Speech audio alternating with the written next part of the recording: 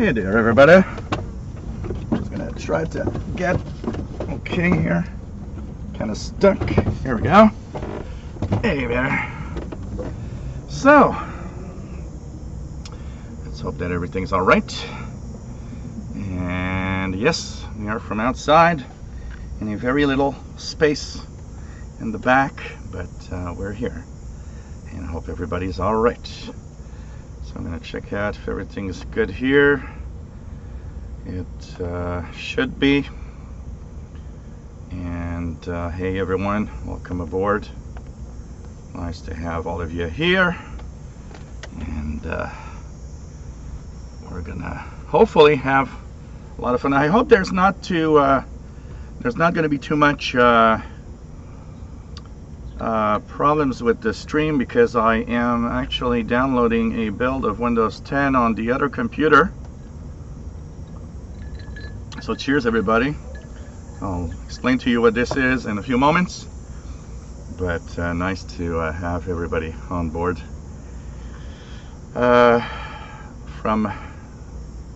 Everything looks okay here. The output's good, so that's nice. Okay. Hey everyone, welcome aboard. This is the Shortwave show, the show where we talk about radio all the time, and mostly 30 megahertz and below, but of course we digress into other, other things. There will be a little bit of noise like cicadas, like you hear now, and planes passing overhead, and all sorts of things. We are outside, so it's kind of a beautiful day. Around 26 Celsius, which is what, 80 Fahrenheit roughly.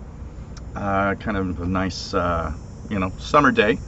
It's going to be real hot starting Sunday. We're supposed to have 90s on Sunday, so that's going to be kind of hot, but for a few days. But you got to take it, because we are in mid-August, and mid-August here in Montreal means that slowly but surely the summer is slowly creeping out of here. So we'll have another, usually September is really nice. In the past few years September has been pretty good, very summer-like.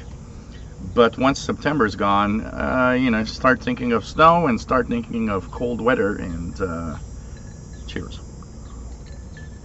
So my name is Gilles. I'm located in Montreal, Quebec, Canada, northeast part of North America. Hope you enjoyed the show today.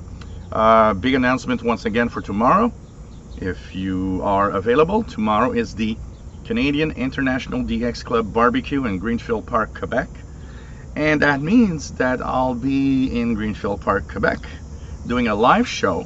Now, there's supposed to be showers, and we're going to cross our fingers that there's no rain, so I want everybody in the chat room watching this right now, use your minds and push the clouds away so that tomorrow there's no rain during the CIDX barbecue. It would be kind of sad to have rain, but whatever happens, we'll be there, and we'll be live tomorrow at 2000 UTC on the channel here, and we'll be live from there. We'll have, of course, some guests. There's a few of you that are in the chat room that will be live tomorrow there at the barbecue. Some, of course, that I've seen in the past, but some that I've never met in person. I think that's going to be a lot of fun, so hope you guys enjoy that tomorrow at 20 UT. And today I have a selection of two radios, the XH Data D808 and the Conicom GP5.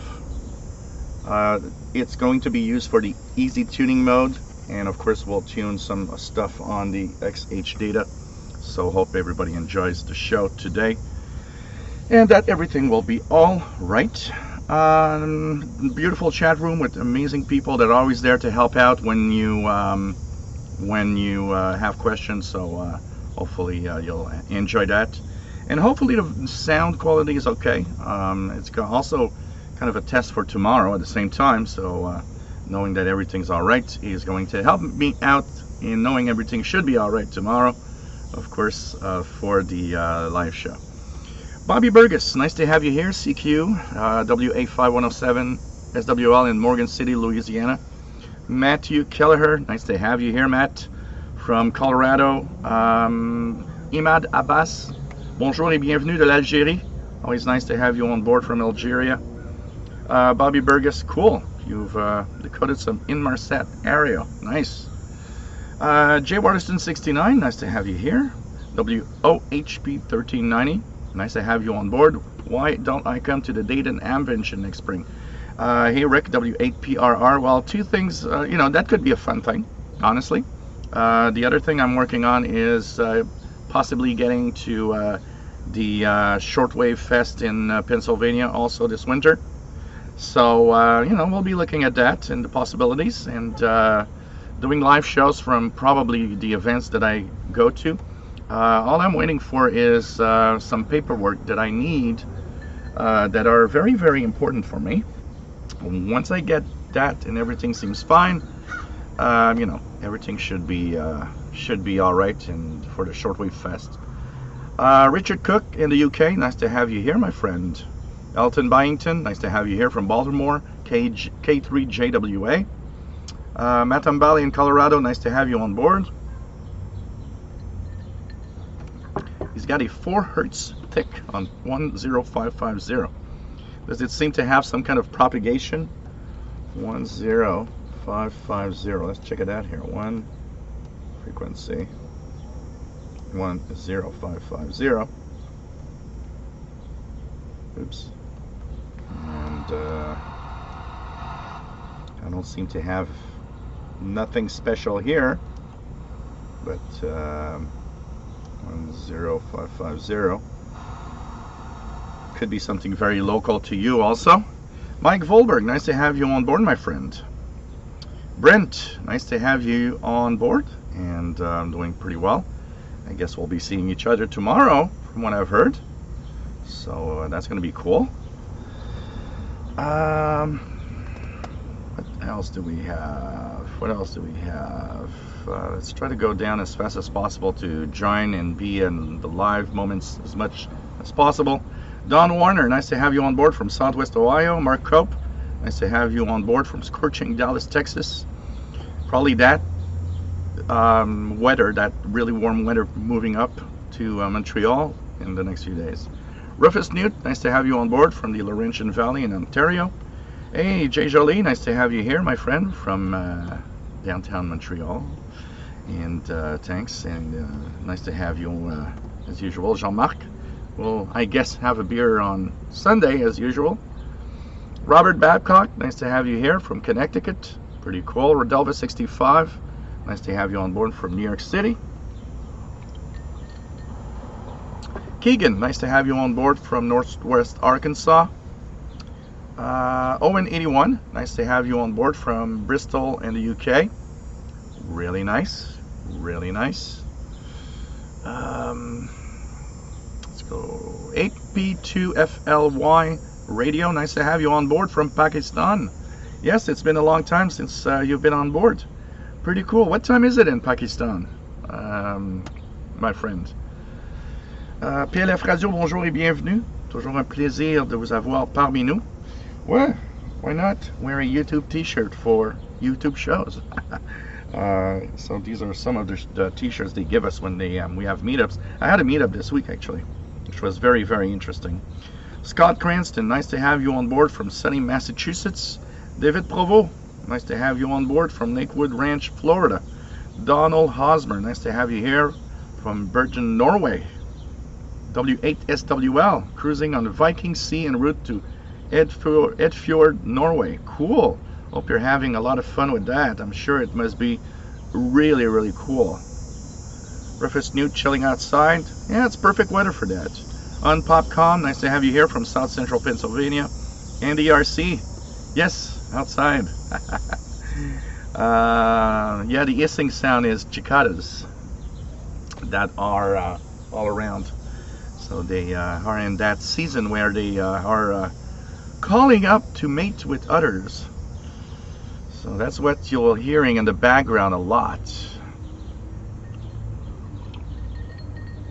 So nice to have you here in the RC. Mark Ledford, nice to have you here. What is a good shortwave radio for listening to marine traffic? There's less and less marine traffic to listen to, honestly, on the shortwave bands. But it depends how much money you have. but even a portable receiver like a Texan PL 660 or even the XH Data D808 that I have here are great radios for that. The D808 is a very, very nice receiver, honestly, and it's pretty cool to have one of those. So this is one of the great little portables that you can actually purchase. So you can check that out, and maybe that could do the job. But there's less and less of any of that activity going on now. There's not as many things to listen to marine traffic. There's some stuff, and if you're patient, there's still some interesting stuff that you can maybe catch from time to time, but it's not the same thing. Jay Jolie, hang a crucifix on your clothesline to ensure a rainless day for tomorrow. I don't have a clothesline. All I have is an antenna wire. I'll have a crucifix on the antenna wire. So PLF radio, the antenna I'm using is my sloper. So these alligator clips run to my sloper box, where all of that is going in the home, and I have a place where I can tap into my sloper for my portable radios. I've done it in that way so that when I'm on the back, I can actually go and have my radios working, even the portables working on at least the sloper antenna, which is kind of nice. And before anybody asks, so this is a mixture of vodka, Canadian vodka, Diet 7-Up, and some cranberry juice, 100% cranberry juice with ice cubes. It's very refreshing, and I thought it would be different from drinking beer today. So cheers, my friends. What else do we have? Keegan says, my dad, W9GEF, got a new ham radio, an ICOM 7300. Oh, that's cool. That's cool. Tenorun, what's your SDR setup? What antenna? Nice to have you here, Tenorun. My SDR is a SDR Play RSP1A receiver. The antenna that I'm using on it, for a long time I was using a roughly 80 feet long sloper antenna, the same one I'm using with my portables here. But now I have an W6 LVP amplified magnetic loop antenna that I've received. I purchased about 2 months ago, roughly, and I've been using that and been enjoying the loop antenna a lot, honestly. Michael Satterfield, nice to have you on board. Good afternoon. Cyberflyer1, nice to have you here from the UK. Kevin Wood, nice to have you here from Nova Scotia. Pretty cool to have you on board. Matt UK, nice to have you here. Manny CV, nice to have you on board. Marison AV, nice to have you here. Really nice to have all of you here. Matt Umbali says 10550. Wow, this one is really close. Very strong. Sorry for the hiss, but I got no control over nature. So faded a bit, but the ticks are still there. Kind of interesting. So Keegan says Dad is continuing to use his ICOM IC706 alongside the 7300. HF Zone, nice to have you on board. Josh from Chesapeake, Virginia. Pretty cool to have you here, my friend. Matt Ambali says so much QRN at and below 10 megahertz today. It's a mess. Nick Benyakovsky, nice to have you on board, my friend. Pretty cool to have you here.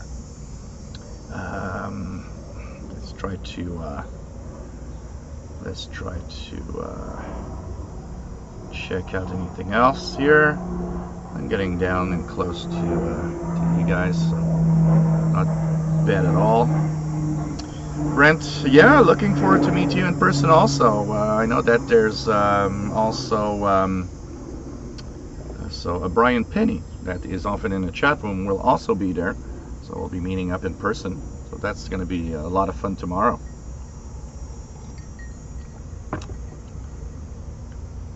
1:09 a.m. in Pakistan. Wow, you are I hope you're not too tired. Here in Montreal, it's 4 p.m. It's 4:16 p.m. right now. We're in the late afternoon, actually. You, Calvin Morgan, nice to have you on board from South Wales, UK, MW5 UFO. Randy in Riverside, California, nice to have you here, my friend. Dan 805, nice to have you here. And yeah, nice to have you back. Hope you enjoyed the show.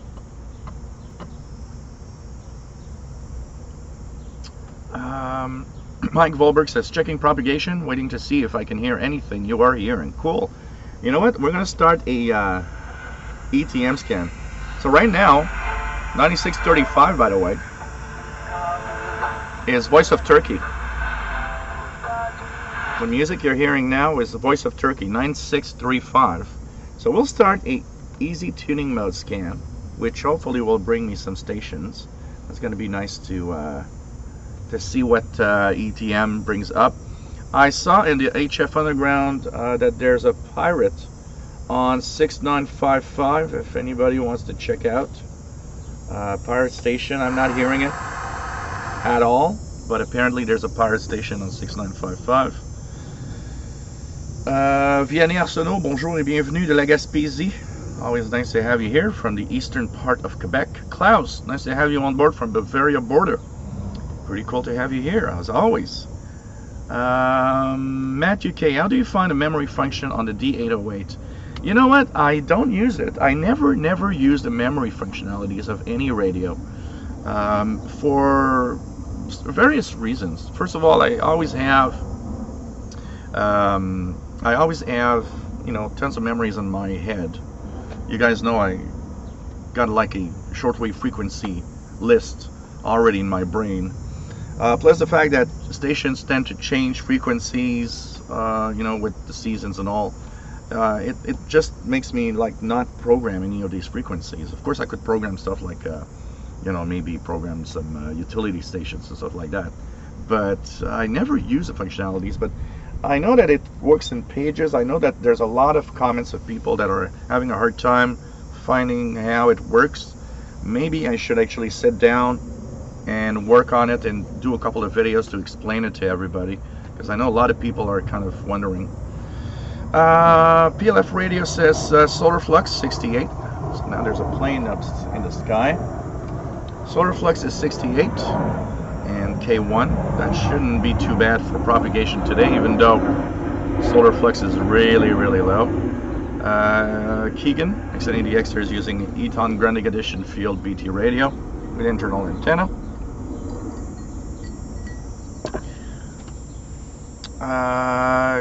Quasi 50158, nice to have you on board.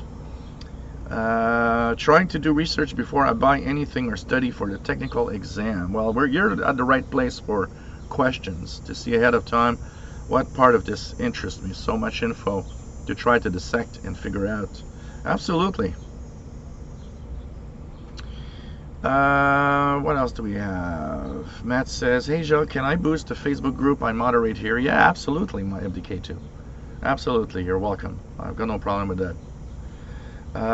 William Helms in Florida, nice to have you on board. Surprising tropospherics on Tuesday night, 4 to 10 megahertz. Huh. Scott Cranston, I'm drinking a Cape Codder. Oh, really? There's a name for what I'm drinking? I know that there's like, one of the things I do sometimes is vodka and orange juice that I believe is called a screwdriver. So it's like, I do these things, but I don't know the names of it. So it's a Cape Codder. Okay, cool. Rickray from Turkey, nice to have you here. Hey, we were just listening to the Voice of Turkey in French, 9635 kilohertz. Jack N9IIF, nice to have you on board, my friend. Brian, Iowa, nice to have you here. Lee Burkett, nice to have you on board. Thanks. Nice t-shirt. They give us the t-shirts when we go to the I should actually have 2 more in the next few weeks coming by mail. PH Master, nice to have you on board from Moore, Oklahoma. KI5CWF WA5136 SWL. Pretty cool to have all of you here. Mark Cope, looks like WBCQ has the new antenna transmitter back on very strong on 9330. Oh, really? Let's check it out. Frequency 9330. Am I hearing it? So, yeah, I'm hearing something, but it's very weak.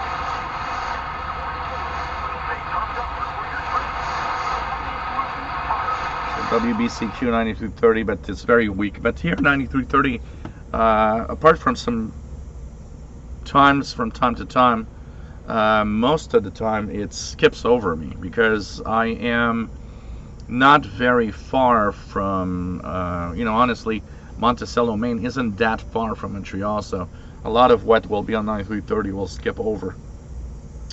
William Pitchman, nice to have you here, my friend. W8LV. What do you think of RCI being bulldozed to the ground as opposed to just mudballing it?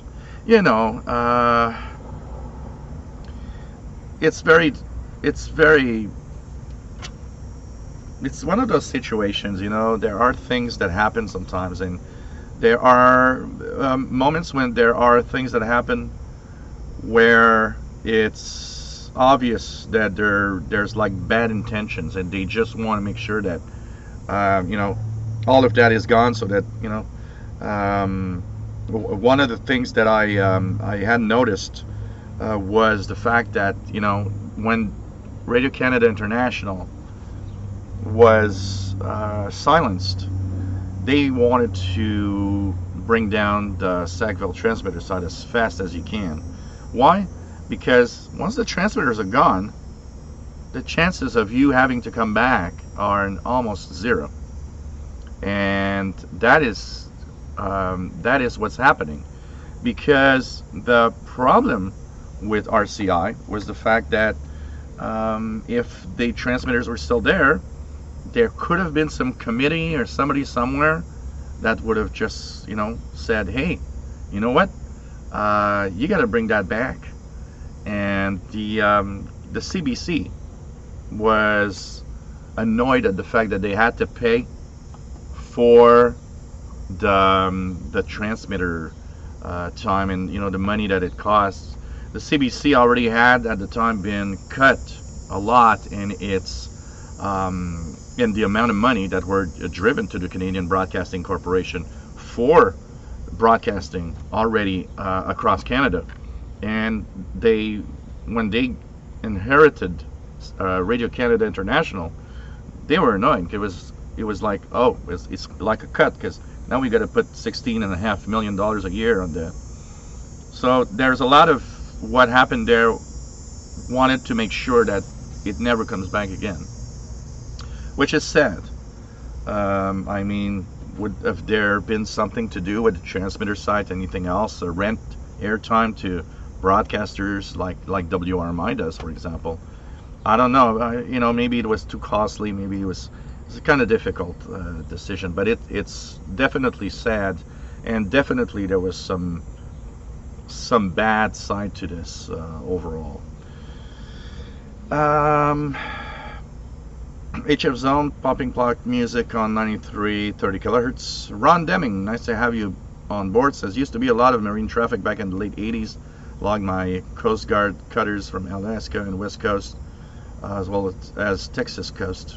Also used to hear the barges on the Mississippi River. I remember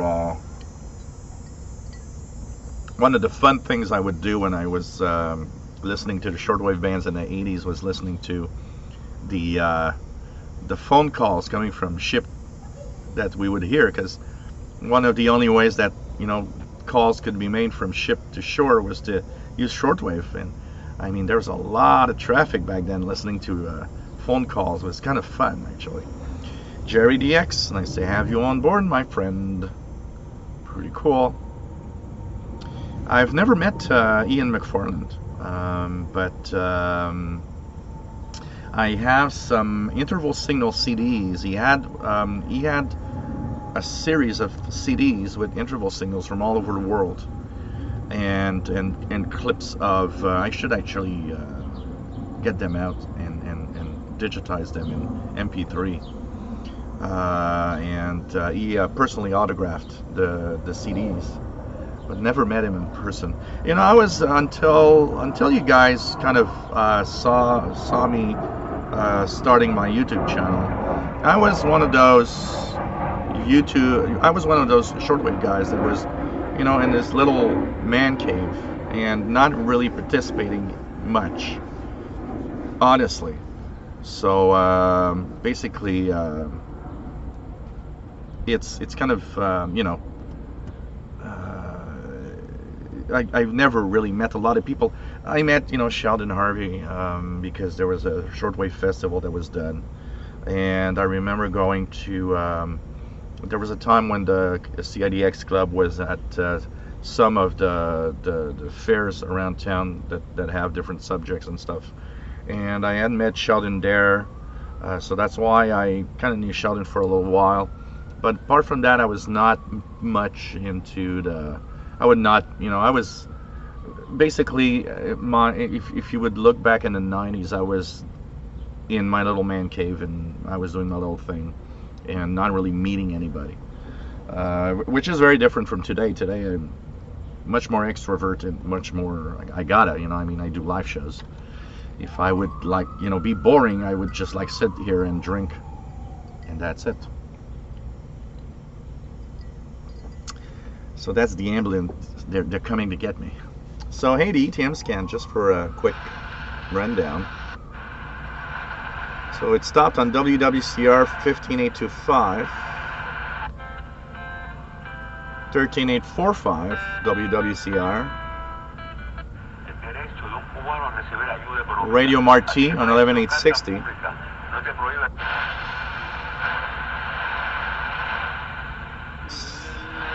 Saudi Arabia on 11820.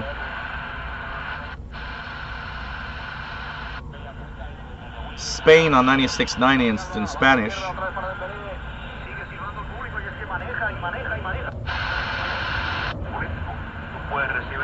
Radio Marti on 565.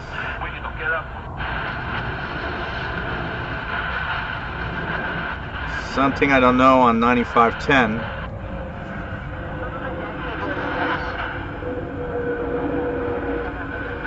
.9460, I believe it's Turkey, right? 9460. Let me just check that out. 9460. Yeah, Voice of Turkey until 21 UT in Turkish. So that's for you, Rekre. Voice of Turkey in Turkish.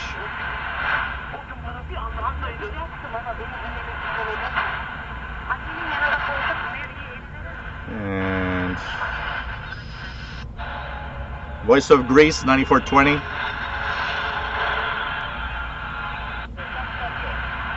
WRMI on 9395. China Radio International and 7285 from Albania transmitter site. So that's 7285 China Radio International from Albania. So propagation looks pretty good. Pretty good actually on shortwave today. So that's kind of interesting. We'll continue doing these little scans, ETM scans, from time to time to see what we can hear.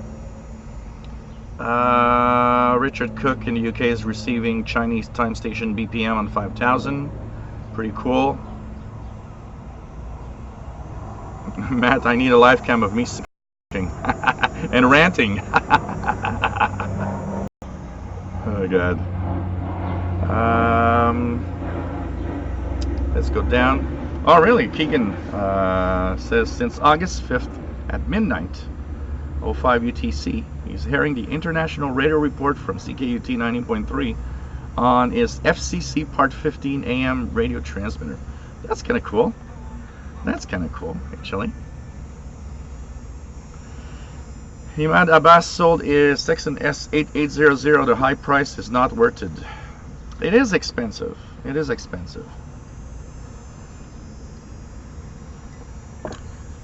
Yeah, like I said, guys, it probably should have been done now, but if you ever had a little bit of a freeze up or a delay, my other computer was actually downloading an image of a build of Windows 10, so I let it go through because I want to make sure I make the video tonight for the review of it. But I did think about the fact that it could affect the stream a little bit, so I hope it's okay.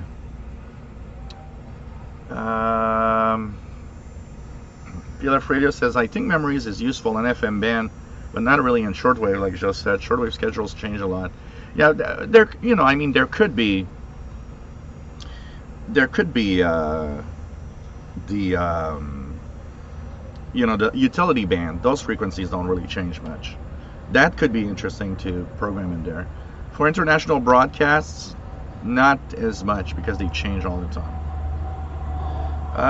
Brent, did you meet the YouTubers in Montreal, or did you need to travel? No, there's a Google in Montreal. We have a Google Center where YouTube. There's a small section of it that's dedicated to YouTube, and they have monthly meetings. So my next meeting is September, I think it's September 25th or something like that, and that is going to be my next meetup, where we meet other YouTubers, which is kind of cool, and they give us pointers on how to make our channels better and stuff like that.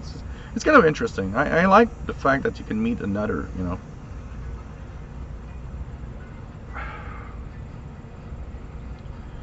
Mark Cope is seeing the carrier on 10550. Oh, that's interesting. Interesting. PLF Radio, Joe, do you have an example in history of a shortwave broadcaster left shortwave and then came back? Yeah. So first, there's examples of saving some stations. One was Radio-Canada International. Before they officially shut down, two times they were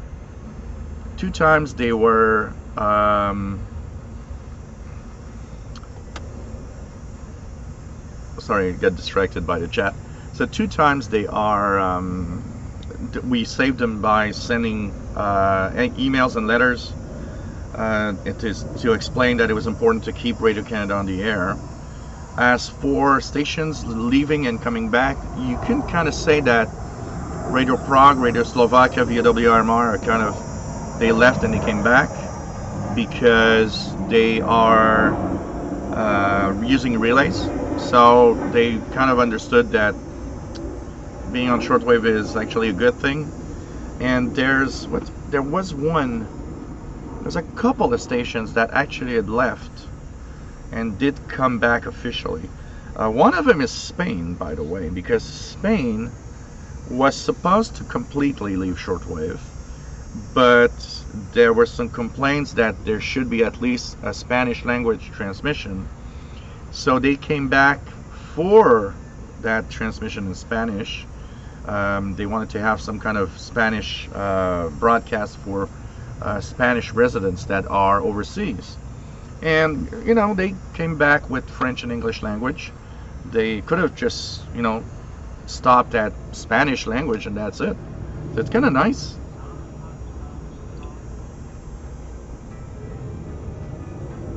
Kind of nice. Chris Freitas, nice to have you on board from an always soggy North Fort Myers, Florida. Yeah, I've been reading that,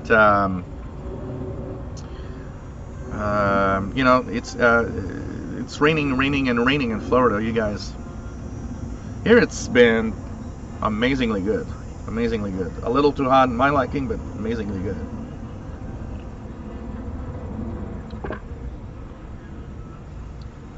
So what else do we have? Yeah, the wrench is a moderator status. It means that you have control and that you can block or be part of those that control. So hey, how about it, Brent? Want to be moderator? Let's add a couple of moderators here. So here, Brent is now a moderator. Pretty cool. And why not, NDRC? You've been here such a long time. You've got a wrench. So Here we go. John Boas, nice to have you here from Manchester in the UK. Really nice. Terry Cook, nice to have you on board from Western Montana, KF7BQ. What else? Steve McGlone, nice to have you on board, my friend. Nice to have you on board.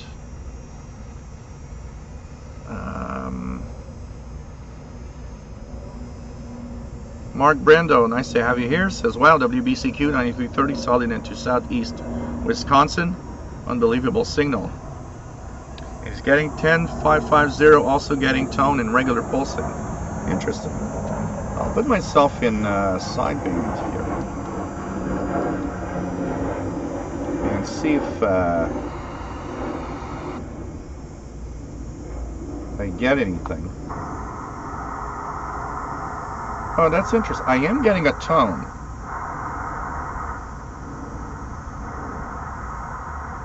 Oh yeah, there's definitely something. I'm hearing some kind of a tone on 10550.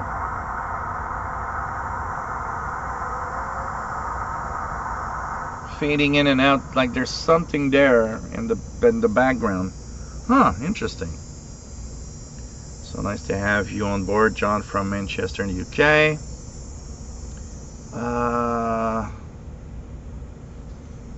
What else do we have? What else do we have? Theodore at home, nice to have you on board. Says, I'd like to see your antenna setup and how you use coax on the whip on the radio. How you can use coax. Yeah.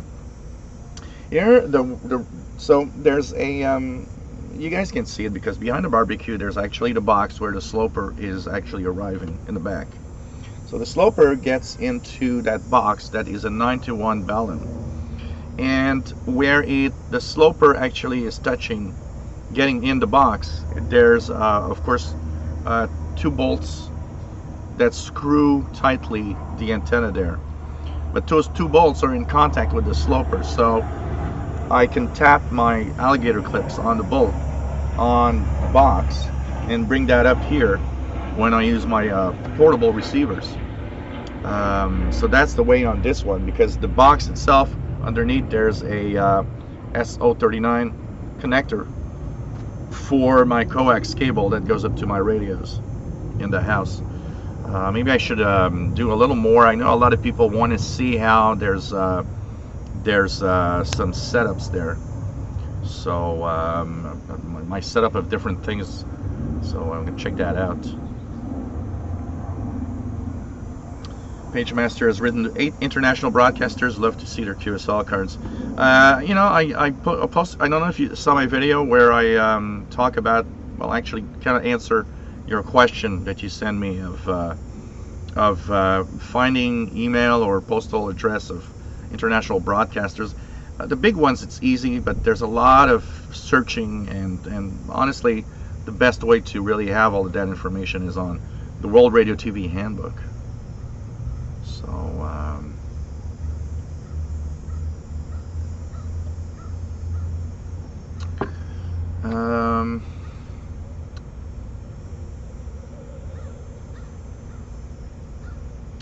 Mike Volberg, 15730, Voice of America. Let's see if I hear anything here. 730.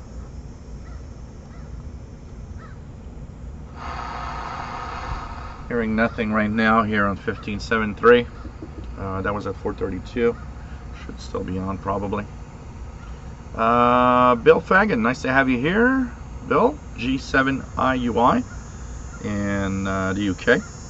Just read 11 years sunspot cycle maximum is triggered by the alignment of Jupiter, Earth, and Venus every 11 years, causing waves in sun's plasma. Yeah, there is an interesting article about how the planets kind of have an interesting, something totally new that we probably didn't really know much about, and how big planets like Jupiter and all of that are actually interacting. What the hell, these birds? The impression of being in the movie The Birds. with crows kind of chasing each other in the sky. So if I disappear in a cloud of birds, I guess. So yeah, it's kind of interesting to see what's happening with the solar cycle and all of that. Honestly, there's a lot of surprises, things we didn't know about until very recently, and our knowledge of the sun is still very basic, and that knowledge of the sun that we have is getting better thanks to many things now, including that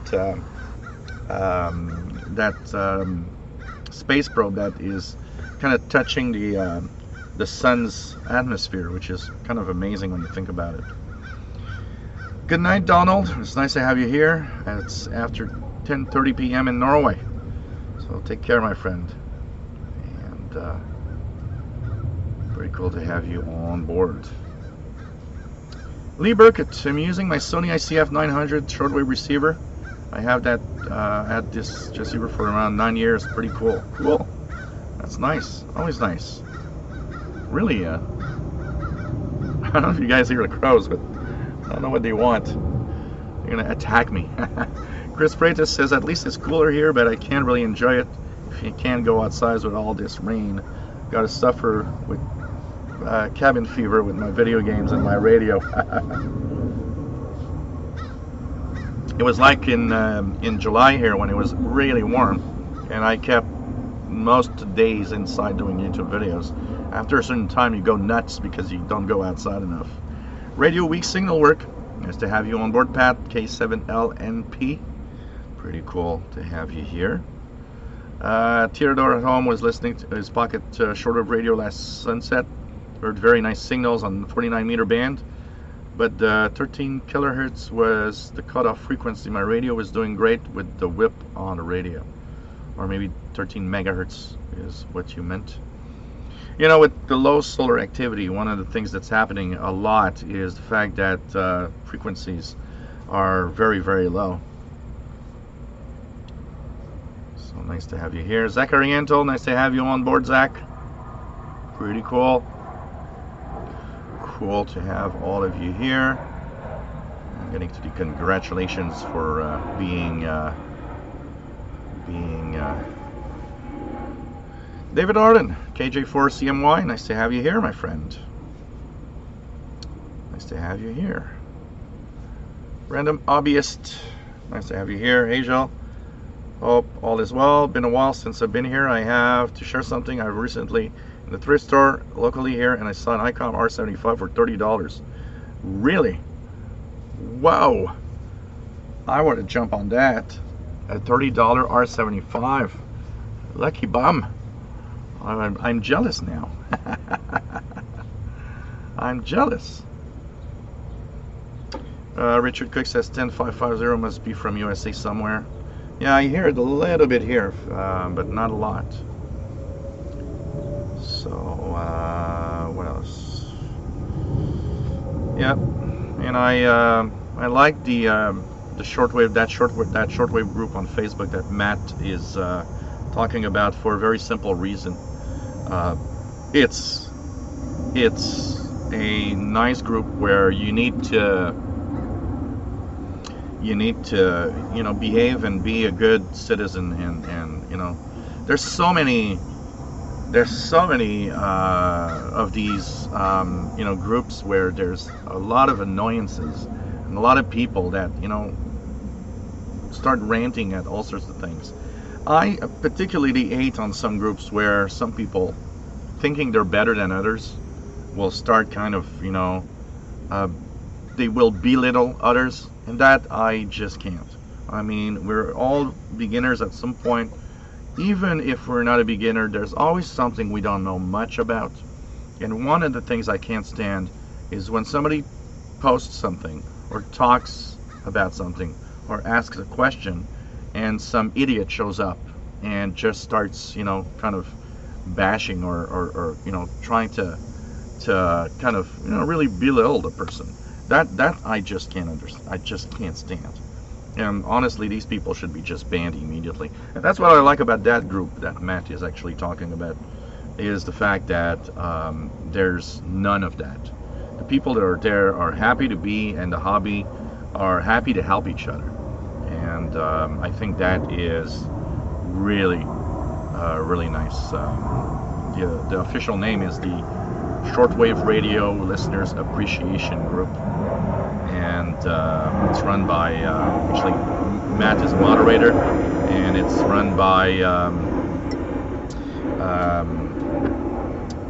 man, I forgot his name in Ireland.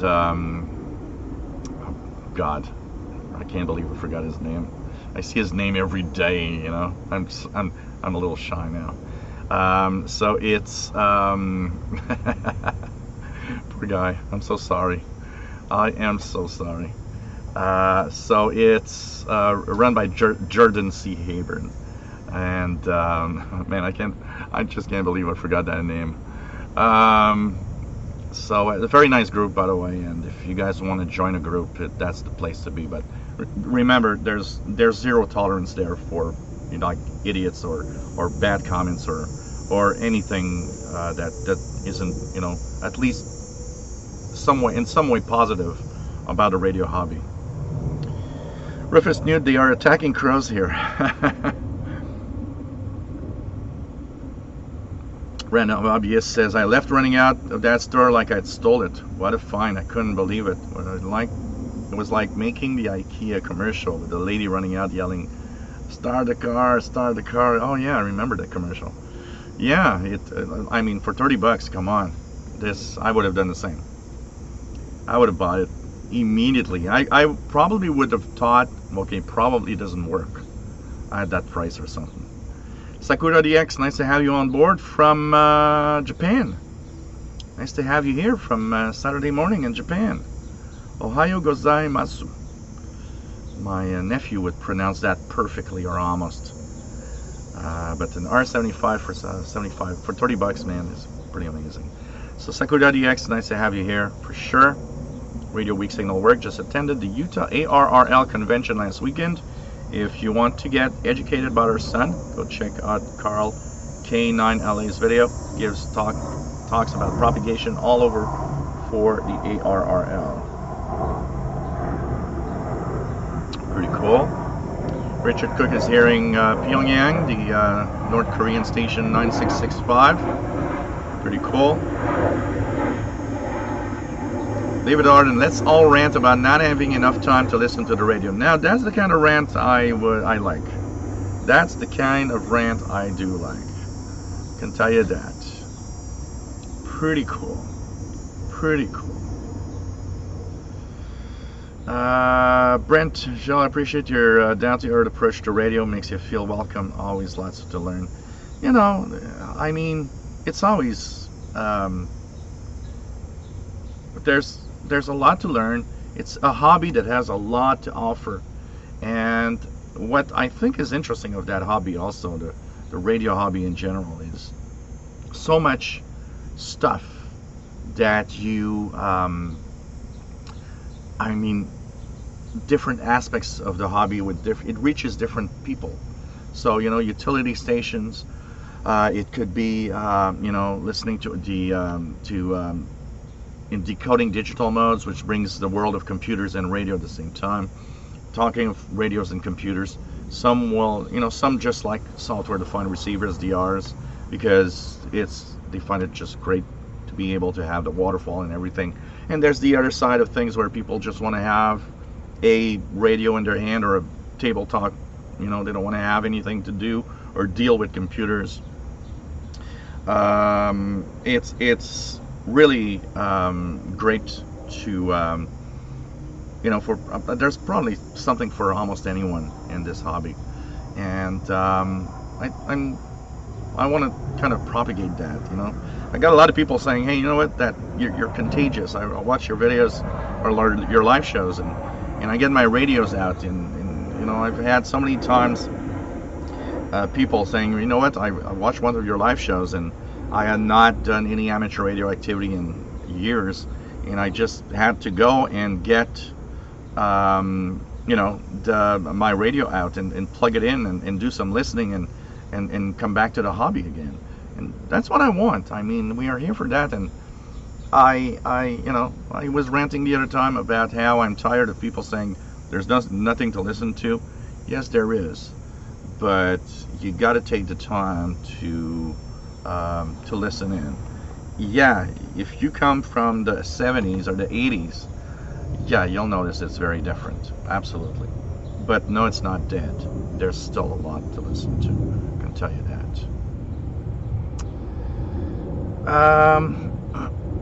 What else do we have? Take care, Vienny. Always nice to have you on board. Once again, as there's a lot of people here, tomorrow, there's going to be the Canadian International DX Club Barbecue in Greenfield Park, Quebec, and we will be live from there tomorrow at 20 UTC.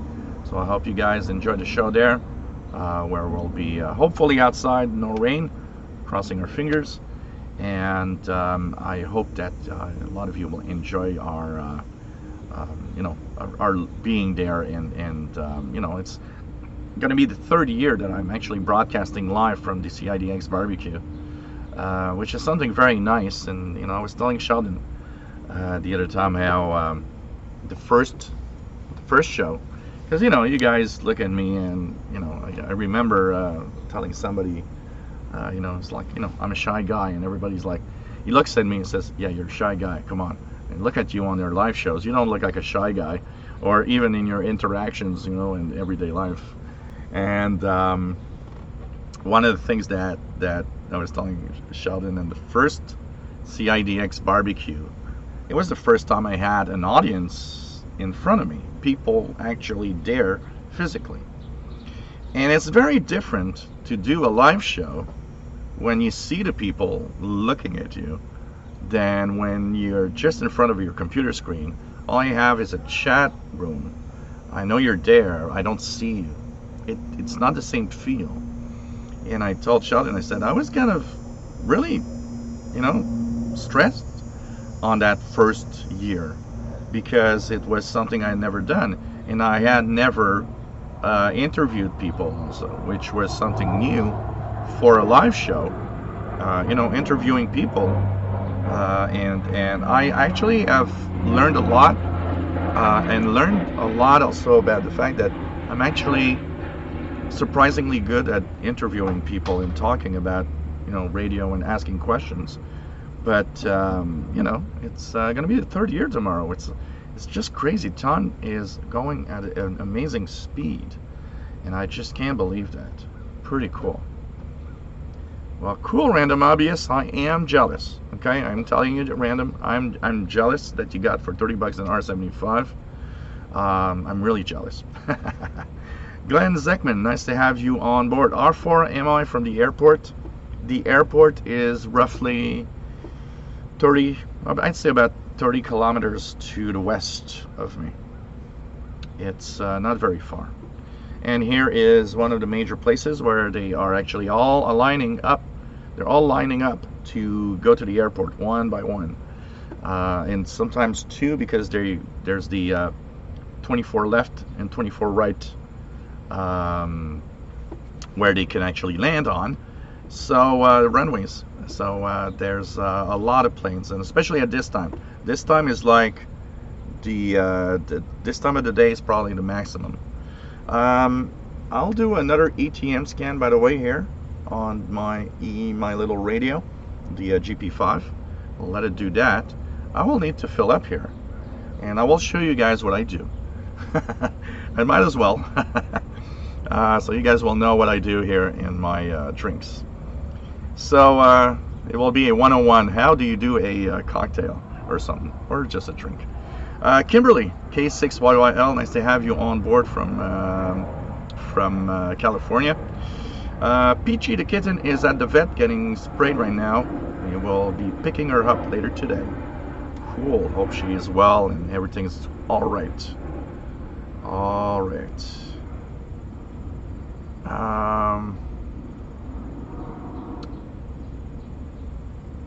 What else do we have? So going down. Terry Cook, I remember listening to a lot of those marine phone calls, but they were split frequency.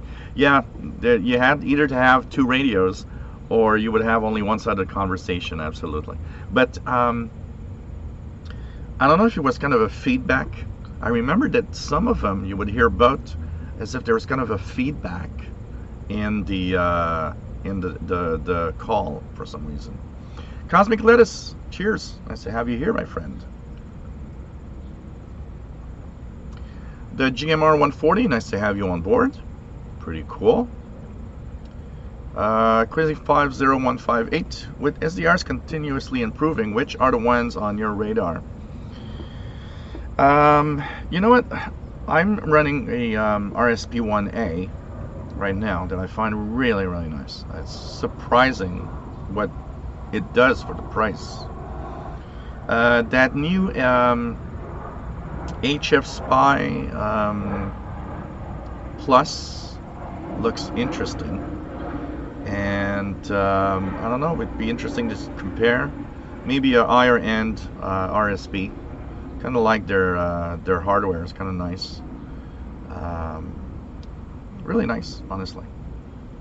Sakura DX, I have something to ask you all. I often found data signals on some shortwave communication. I do want to decode those. What kind of data signal types are existed in shortwave? A lot of different types. Honestly, Sakura DX, it depends where you're listening. And I gotta say that unless you have an example to share, it's very difficult for anyone to tell you what you might be listening in.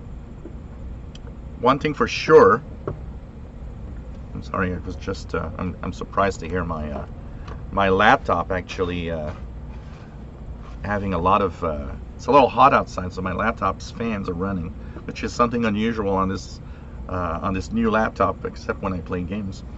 So anyways, there's a lot of signals, and I think one of the best places to start,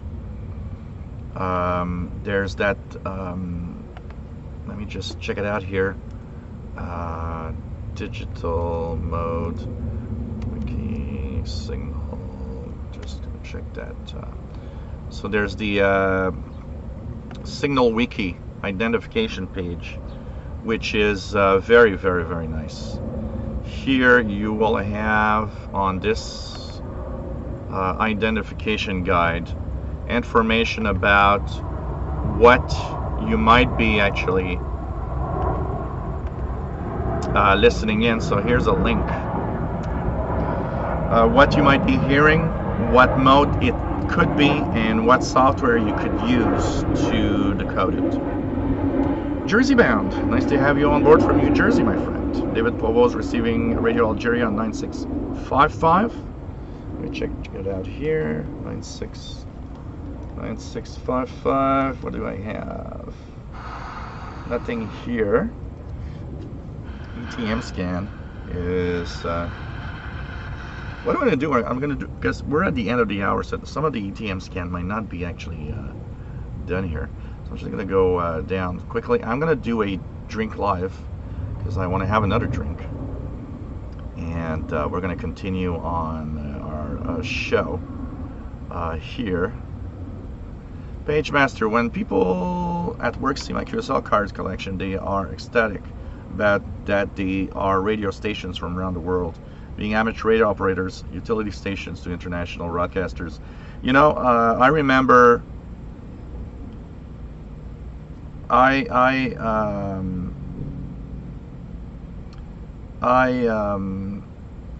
was showing my QSL collection to people sometimes, and they were like, really? That comes from, you know, that station. And I remember showing my one day showing my Radio Nigeria QSL, and so I was like, really, you got that from Nigeria? Yeah, absolutely.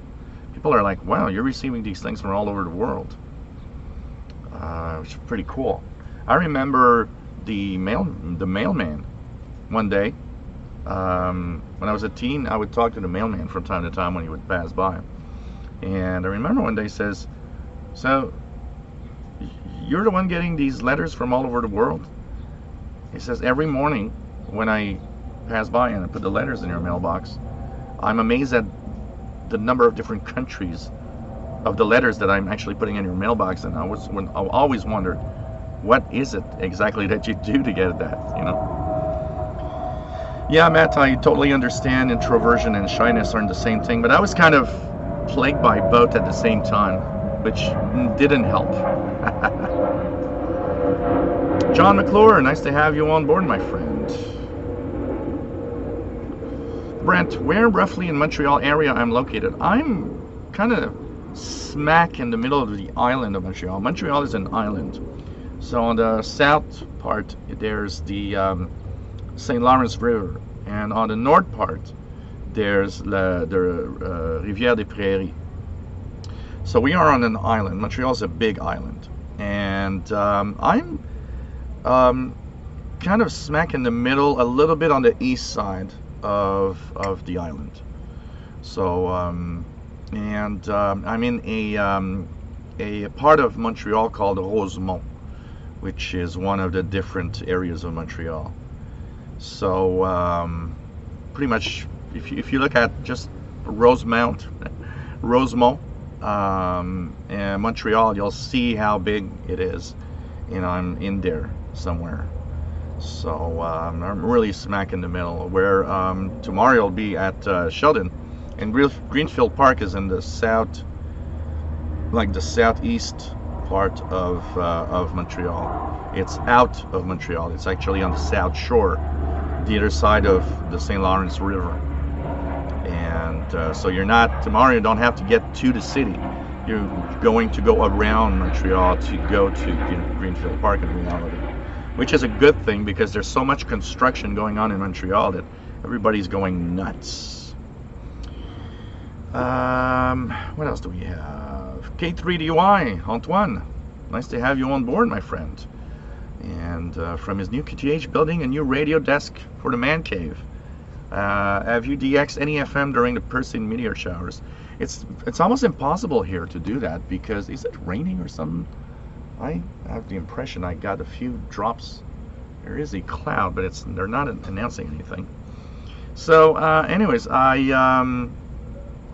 there's the bands on the FM here in Montreal. The FM band is crowded with stations. It's almost impossible to do any of that because there's stations almost on every available frequency. Plus, I live in a very high signal level of FM stations. Most of the receivers I have, if I want to really DX, they're going to actually be overloading all the time. I would love to do that though. I'd love to go somewhere where, like, you know, it's quiet on the FM band and try to DX. I was explaining last Sunday on the International Radar Report show how if you live in your area where there's not a lot of stations, park yourself on an FM frequency, and you might be surprised by brief stations popping up here and there for the Perseids. It's nice to have you here, Antoine. Ivan Patsiga, nice to have you here, my friend. And says, I will join you with a black beer brought from Germany. Cool. Cool. Pretty cool. What else do we have? What else do we have? So Mr. Paul, he wants to come here, and he's having a difficult moment in understanding how you can actually reach the wait, I'm gonna help you out here. Wait, not like that, not like that, no. Okay, let's do it. I'm gonna I don't know how to, wait, I'm stuck here, sorry guys. Mr. Paul wants to get here, come on. Okay, wait, let's do it another way because I know people want to see it. Okay, like this. Here we go, man. So Mr. Paul here to entertain you guys. It was kind of difficult to get Mr. Paul here, so here's Mr. Paul saying hi to everybody. So let me just, I think that's gonna be a little, let's put it like this a little bit. Okay, so anyways, so we were talking about what else do we have?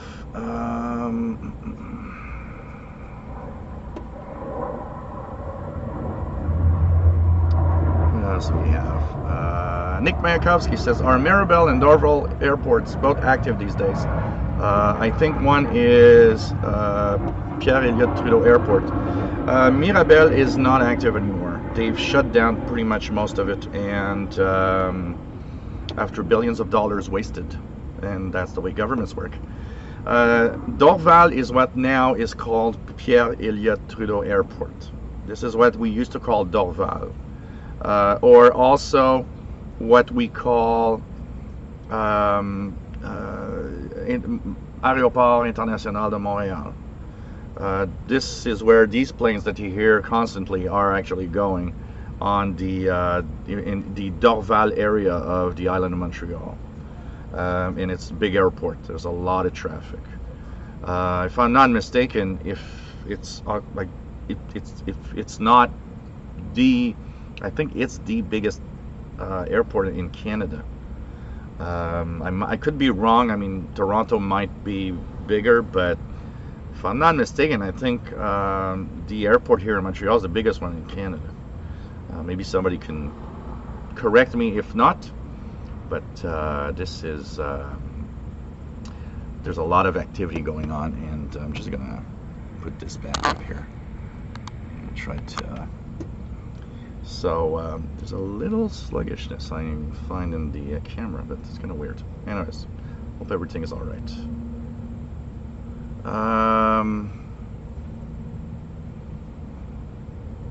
Introduced to Shortwave. I was introduced to Shortwave mostly because of being, you know, my dad bringing home radios, and I just wanted to, you know, play around with them.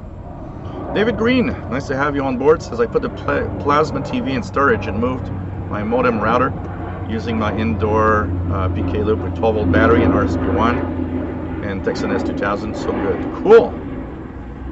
Redolva 65, take care, my friend.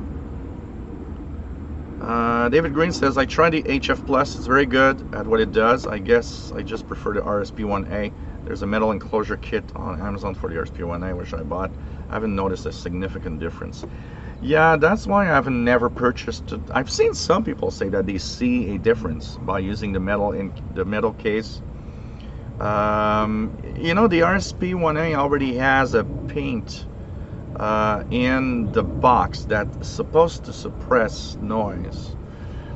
I have tried something here, putting several layers of aluminum foil around it like it would be a metal casing, and I have not seen any difference also. Jeffrey Kropp, nice to have you on board from New Hampshire. Pretty cool. David Green's listened to Radio Voice of Nigeria on 11770. Cool. Cool, that's a good catch. Tony Turtle, heard a radio show on 5500 about food reviews and Bigfoot sightings. That must be in the lower part, if you're analog radio.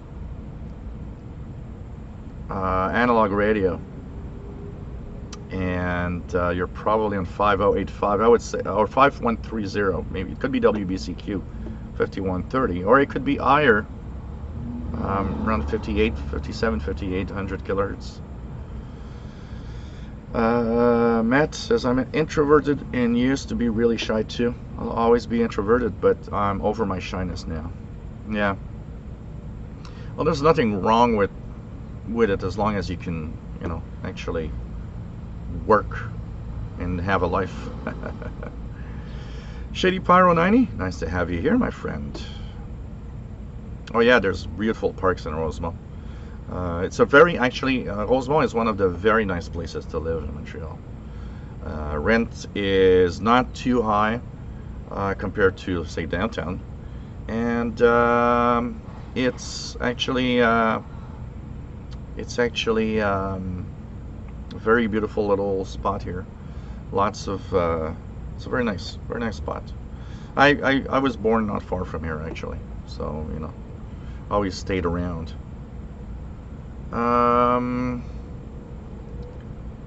What else do we have? What else do we have? Let's try to go down a little faster.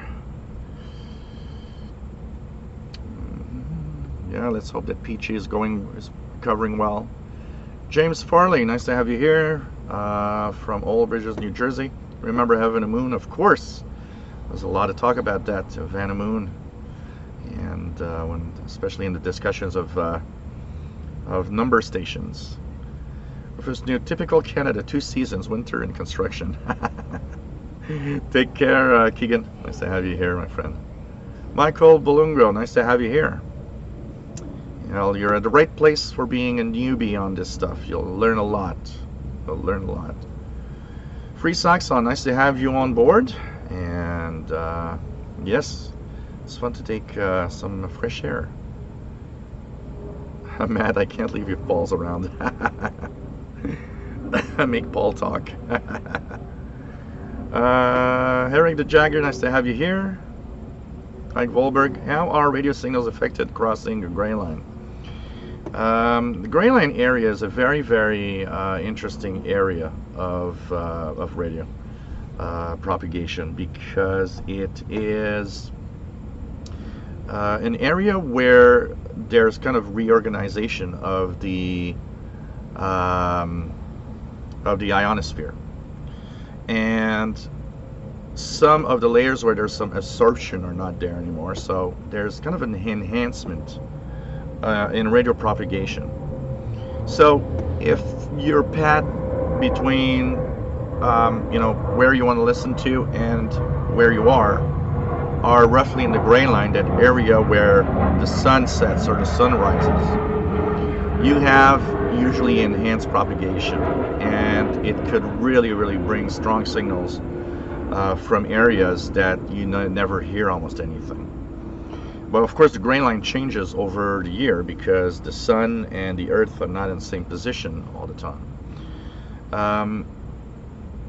If signals cross the gray line, I mean, you're in the darkness on the transmitter side and you're in the sunshine on the receive side, or vice versa, depending on where the signal is going to hit, it might not affect much. But one thing that will affect is the fact that if the transmitting station is far in the area of darkness, it might not propagate if the signal's too high. Not the signal, the frequency is too high. It's a very interesting and intriguing thing that happens with that, for sure. KM4GIY, yes, he is a big cat, I can tell you that. He was trying so much to try to get on my legs, but it was impossible. And he was like, I want to go there, but I can't, you know. And I was like trying to find a way to grab him and not hurt him at the same time. And here you go. So, you know. Yeah. I kind of grabbed him the way I could. James Farley says 8992 EAM. Let's check that out here. 8992, which is emergency action messages from the U.S. Army. Put myself in single sideband. We'll leave it here if there's anything happening. So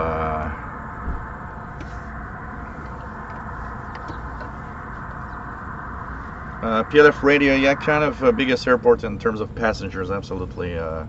PLF radio. You, Calvin Morgan. I see you're not far from New York City. Just a random question: how long does it take you to drive to the Big Apple? 8 hours, about 8 hours, something like that. Roughly 8 hours. No, it's Montreal is not that far from New York, actually.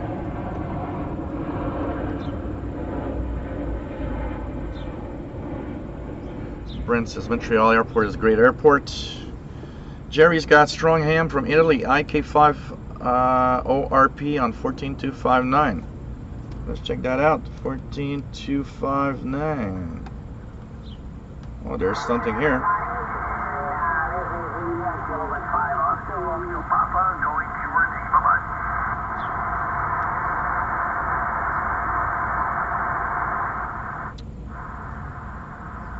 Okay.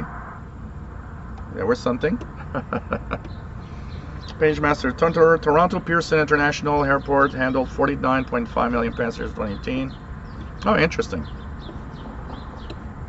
So I guess Toronto has more passengers.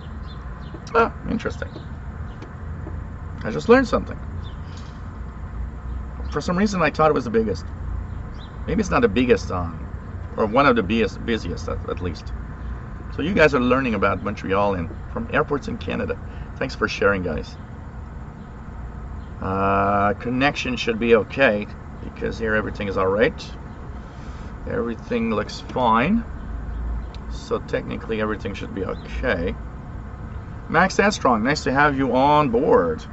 Mark Ledford, remember Radio Havana, Cuba? Yeah, they still are on the bands. Pretty good here. Thorny Turtle, nice to have you here. David in Barcelona, nice to have you on board, my friend. Last week we missed the show. Was in the second QTH. Cool. Pretty cool. Yeah, he just went QRT. That's what I just heard. So, Max Headstrong, just reading an article about hardening the grid. Faraday cages are a viable approach, I guess. Kind of interesting. Dr. Sishop, nice to have you on board, my friend. 11-meter skip wall tonight. Let's check it out. Rekre, take care, my friend from Turkey. Let's check it out here. Do I hear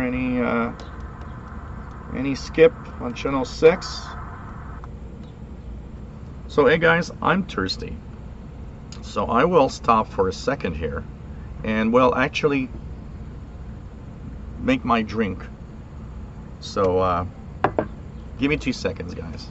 I will take that time to do a little drink for continuing the show, as I am thirsty. So if I can actually get out, because I'm really stuck here. There we go. Oh man.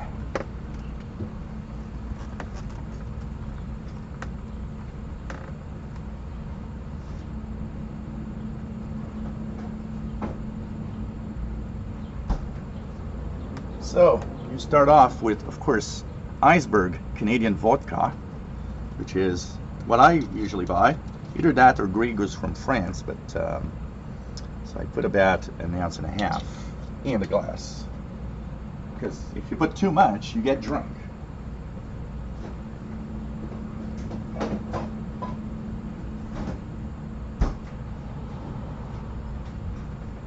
And we continue with some 100% cranberry juice, of course, that I will add to the mix.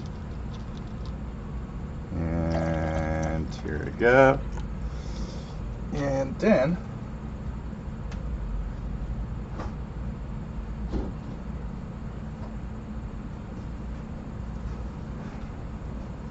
you end with a cheap version of what is usually 7-Up, which is, but I use the diet version so that the calories aren't too high. And here we go.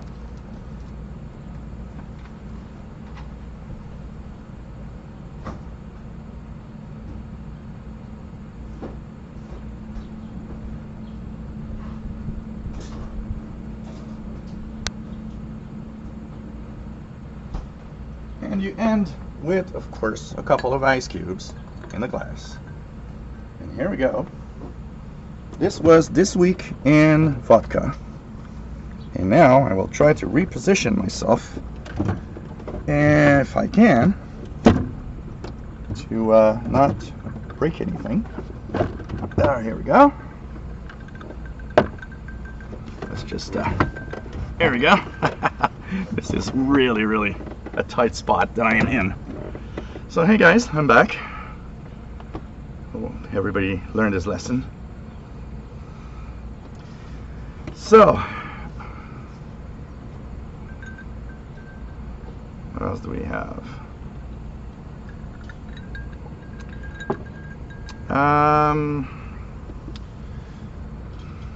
Oh yeah, there's aircrafts all the time here.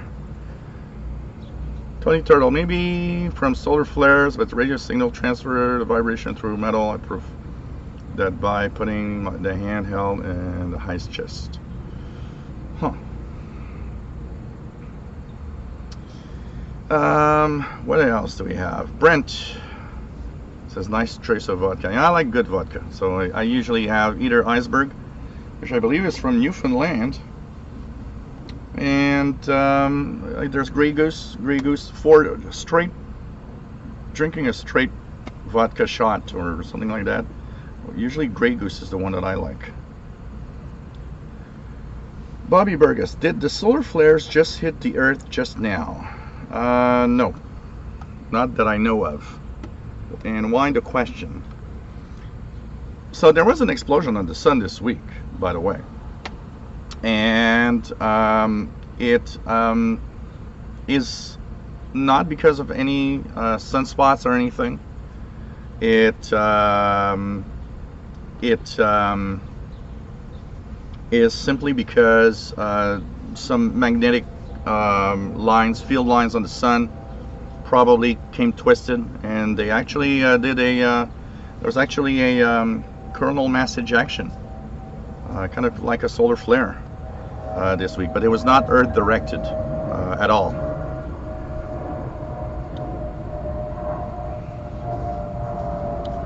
So what else do we have?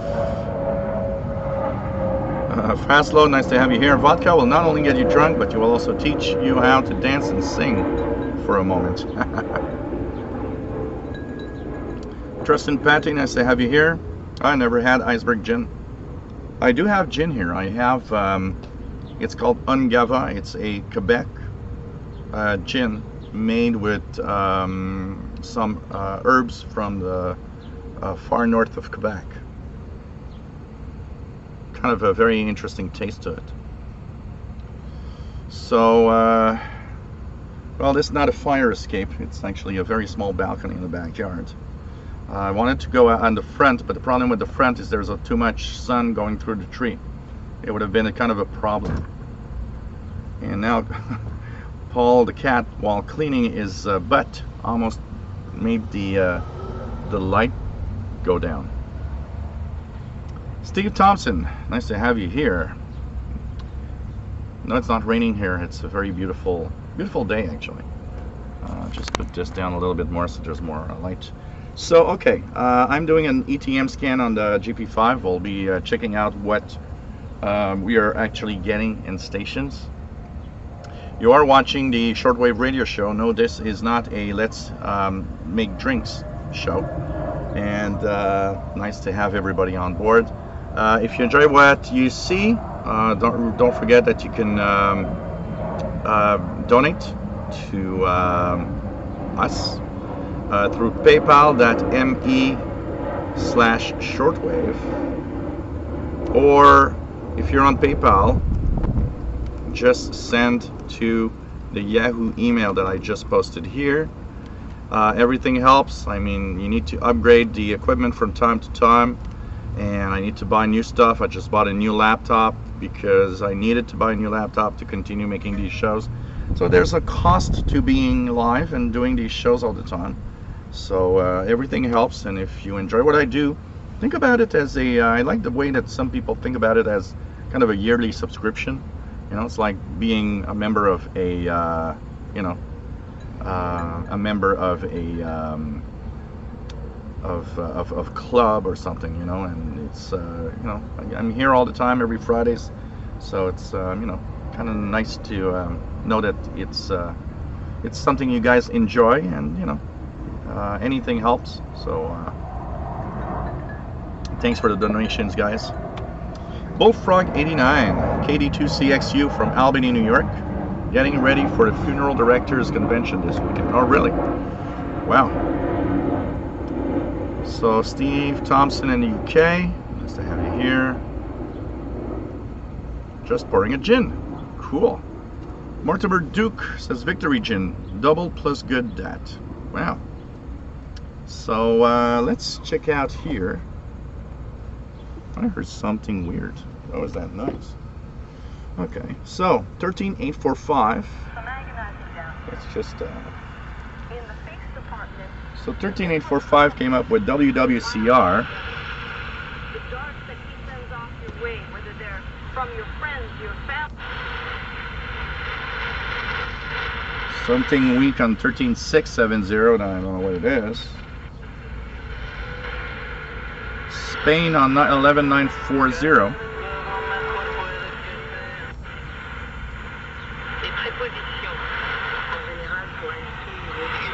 11900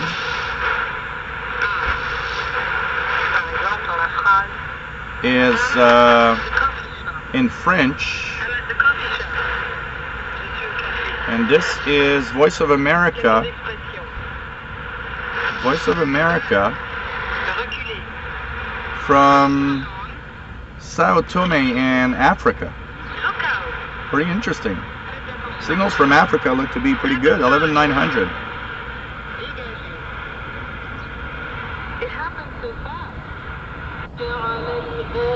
11820 Saudi Arabia, coming in quite well with the Holy Quran, that I will not play too much because monetization will be stopped immediately.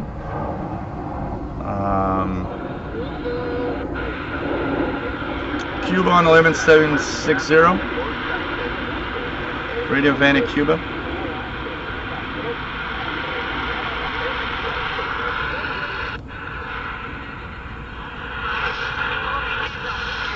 $97.40 is French.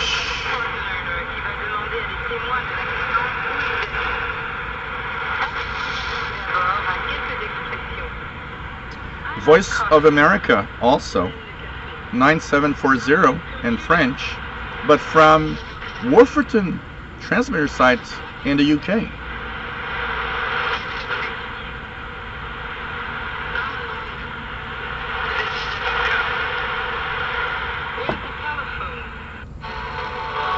Spain, pretty good on 9690.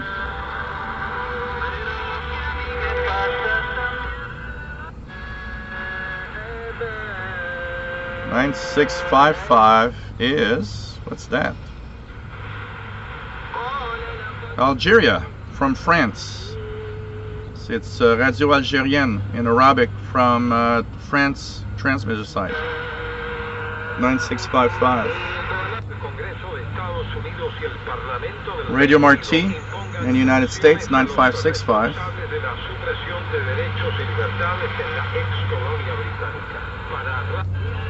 Greece, 9420. Sorry.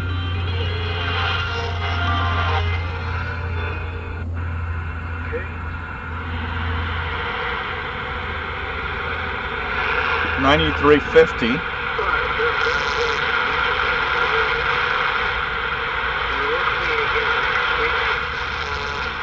Is I guess WWCR.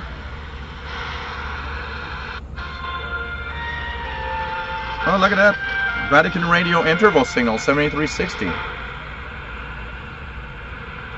That's Vatican Radio. They just ended Portuguese on 7360. And overloading on 2250 of tons of AM stations. So that was an easy tuning mode scan. We're going to do another one in a couple of minutes here.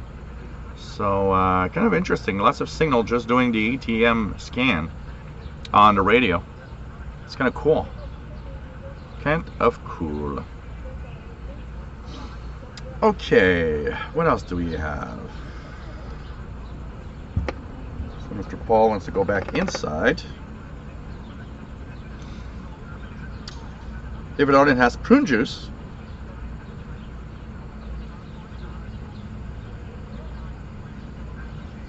Max S. Strong, what kind of solar flare was the Carrington event? It was a very, very powerful flare. The Carrington event was a very unique type of flare that first was observed visually. There was an astronomer that had seen the flare visually with a solar telescope, and he was amazed at the brightness of the flare. He had never seen a flare that was so bright in the visual spectrum, because a solar flare doesn't necessarily become brighter. It can pretty much stay the same. Sun will pretty much stay the same, brightness even where the flare is. It's just that it will spew out a lot of particles. But that one was very different. That one first was the notice of a very bright visual type flare. it was amazingly strong.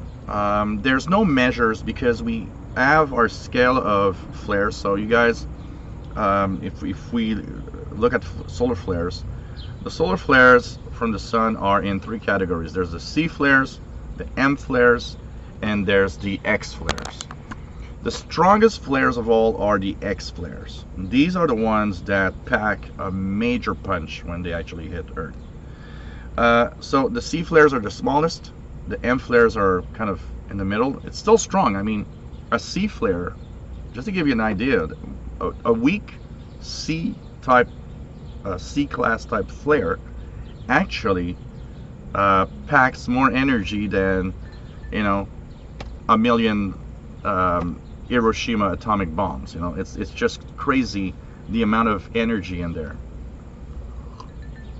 One X flare, just one X flare, to give you guys an idea, probably produces more energy than what we ever produced on Earth in any types of explosions, electricity, anything across humanity, just to give you an idea of how powerful these things are. And so I remember reading an article that they were actually saying that one of the strongest flares we've experienced here are, you know, in the X20 something. An X20 flare is definitely a major solar flare, and I mean an X20 flare directed at Earth is, you know, you gotta check because there's gonna be auroras and there's gonna be something happening. I remember because the X scale, we haven't had really much more than maybe X in modern age, you know, what they call the space age, like X25 or X28 flares, something like that. And what's happening with that is that the Carrington event would apparently have been a flare that would, if we would give it an X number, would be something like X40. It was a very, very intense flare. But it's not just how intense a flare is that actually creates such an event. It's also the orientation of the particles as the cloud of particles is moving away, mixed in with the orientation of the Earth's magnetic field.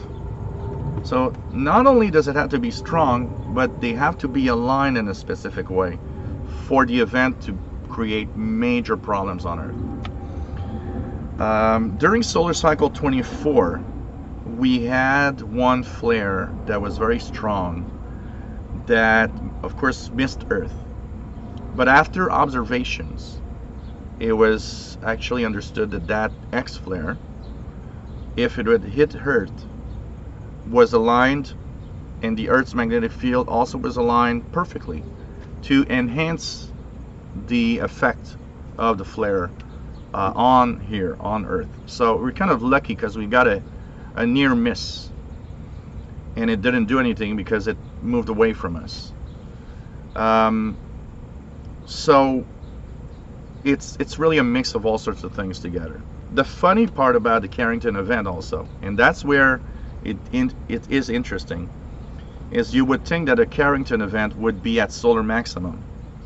Well, the more we look at the past of the sun, the more we realize that some of the strongest flares ever weren't at solar maximum. They were actually close to solar minimum. And that is a surprising find, because you'd think that, well, solar minimum, nothing happens, we're not going to have strong flares. Well, some of the strongest flares happened close to solar minimum. And the Carrington event is one of those. It wasn't at the peak of the solar cycle. It was somewhere in the downward spiral of the solar cycle. And it was very, very, very strong. And I mean, if that would hit Earth today, we would totally be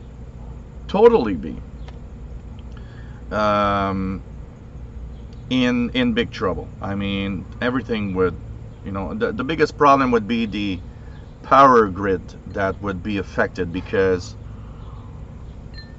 the induced power within all the cables everywhere. You know, the Carrington event we were just starting to have technology. There were telegraph cables, undersea telegraph cables.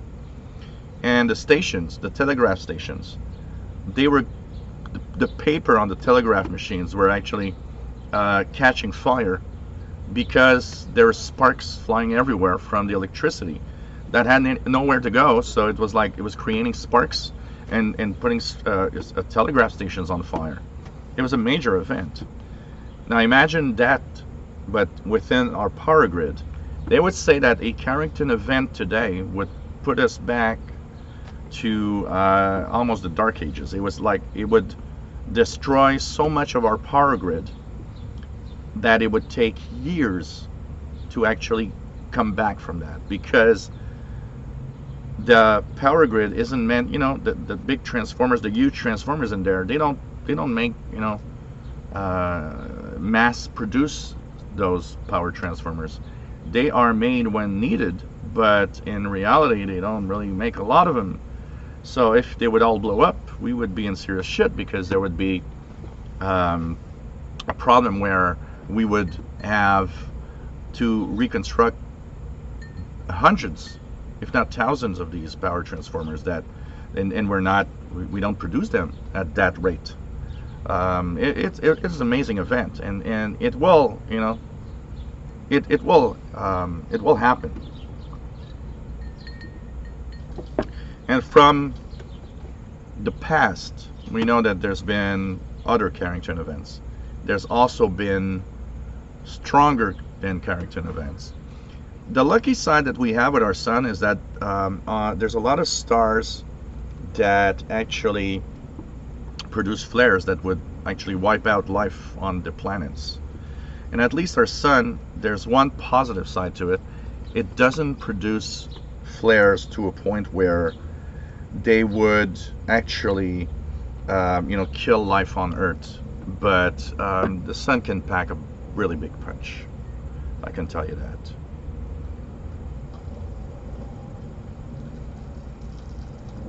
So what else do we have? What else do we have?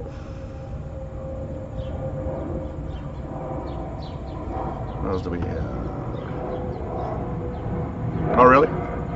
Maybe the links, actually in the chat room, the links are always bad. But like I said, it was an X flare, but it wasn't just an X flare. It was also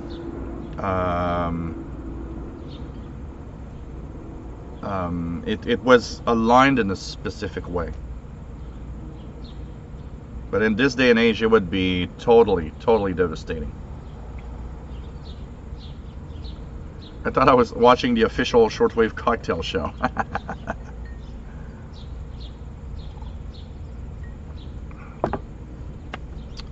What else do we have? Get ice cream, add Motherland Spirit. No, that must be good, Ivan. So you want me to try the time station. So let's, Dr. Sisop, let's try it out.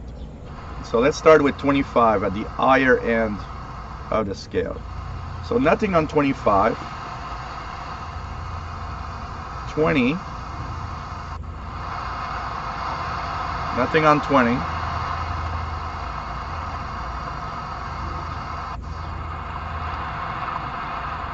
I do hear WWV on 15. You guys are going to hear it right now.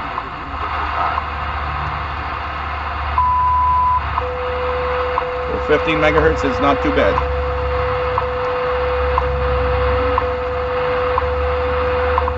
And nothing on 10. Nothing on 5. Nothing on 2500. If I try CHU frequencies, 14670, no. 7850 and 3330. There is a little bit of reception of 3330.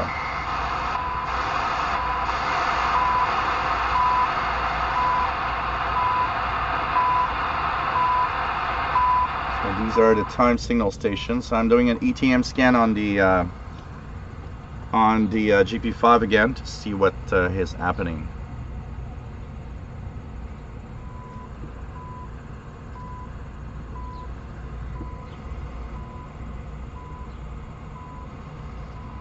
Take care, PLF Radio. Tomorrow, once again, for those that have reached this a little later, tomorrow there's a show, 20 UTC. We will be at the Canadian International DX Club in Greenfield Park, Quebec.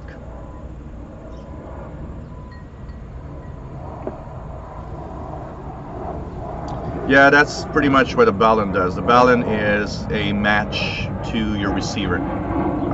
Like David Arden says, the most radios inputs are 50 ohms. So if you match your antenna to 50 ohms, it actually maximizes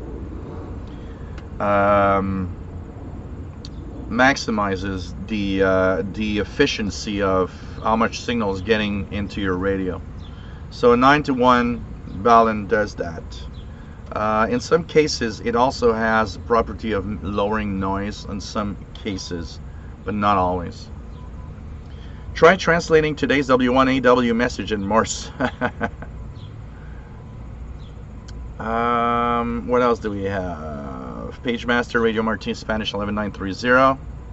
Transmitter site in Greenville. What else do we have? Yeah, slow code. Let's see if let's try 7047. Frequency 7047. Am I hearing at least a signal of something? It's at 23. It's at 7 p.m. It's just later on. They often have. I like the W1AW Morse code test and stuff. Sometimes I leave the decoder on, and they often have the solar report. Really, in Dubai, if you got with a shortwave radio, they can arrest you. Wow, that is kind of sad. It's sad to see so much restrictions, and the problem with that is that it's a disrupting technology, because honestly, that means you could technically listen to broadcasts. There was an article I read today about how Voice of America is increasing some of its outputs of broadcasts for certain regions of the world right now, because of the lack of free press, where there's not a lot of people that actually not a lot of information going through. Jose Heriberto Almonte, nice to have you here. Sound of those planes reminds me of the city where I was born, Puerto Plata, whose airport has connections with Canadian airports. Oh man, yeah, Puerto Plata. Isn't that the place where? Where's the airport where you see the tourists on the beach, and the planes are just like the runway is just as the beach is ending. Pretty crazy. Mark Tuyet, nice to have you here. Voice of Vietnam Strong here in Tampa, Florida. On what frequency? Oh, my friend. Yeah, PageMaster discovered by Richard Carrington. Absolutely. He's I believe he's the one that saw the flare visually also. Johnny the Xer, nice to have you on board. Yeah, another show. Tomorrow too, hopefully. Hopefully. So, buenas tardes, Senor Mark Tuyet. Nice to have you here. Do I watch Tammy Taxkov videos? No. What are they about? Radio or any other subject? Piet Mondrian student, nice to have you here, my friend. Rob Fiducia, nice to have you here, Rob. Pretty cool. Pretty cool.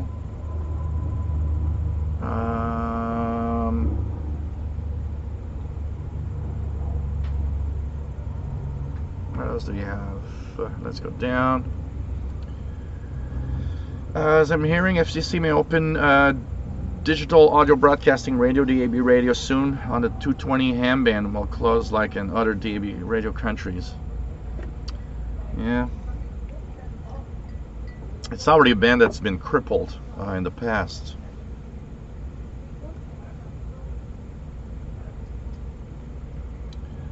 Pagemaster says Solar Storm 2012 was similar magnitude to Carrington event, but it passed Earth's orbit without striking the planet. Yeah, and there was aligned in a specific way, and that's the important thing about it also. Jeff KD5QDO, nice to have you on board, my friend. The Carrington event, Rob, is absolutely fascinating and is absolutely scary thinking that that could happen today. Calvin, nice to have you here, my friend. Yeah, that's also a problem, producing transformers with electricity. That wouldn't help. Pretty cool. Brent, where do I get my knowledge on sun flares? I actually am I for a long time have been interested in everything astronomy. So my knowledge of the sky, the planets, and the solar system is pretty good. And a lot of my knowledge on solar flares actually come mostly from the fact that I do this hobby. Because one of the first things you learn after a while is, oh, the sun affects the radio signals and the radio propagation. And you get to a point where you're like, oh, okay, this is interesting. And you start reading about it because you start reading. I love reading on the subject, so I love reading everything that has to do with, you know, the sun, solar flares, solar activity, which is always interesting for me.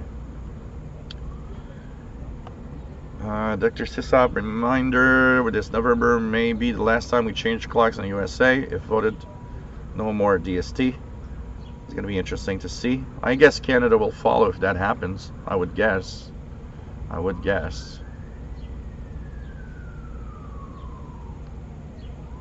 Mark Letchford, have you ever heard stories of radio transmission of World War II era pilots on the shortwave radio in the 21st century? You know, there's lots of these things. I'm not sure I abide by them, but Richard Cook speaking up. RWM Moscow time signal on 9996 4996. Cool. Dr. Sisop, try WRMI. WRMI 9395 should come in. It's usually a good one here. 9395. So this is 9395. 7780.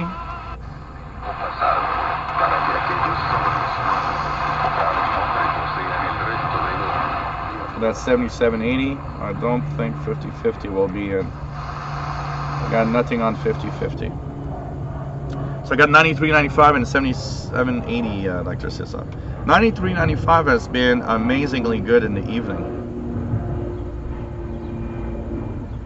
Brent says Morse code is neat. My parents told me they had to learn it in school after World War II.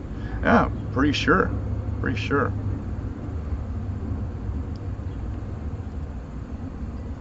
Yep, there's probably going to be some hurricane activity, for sure.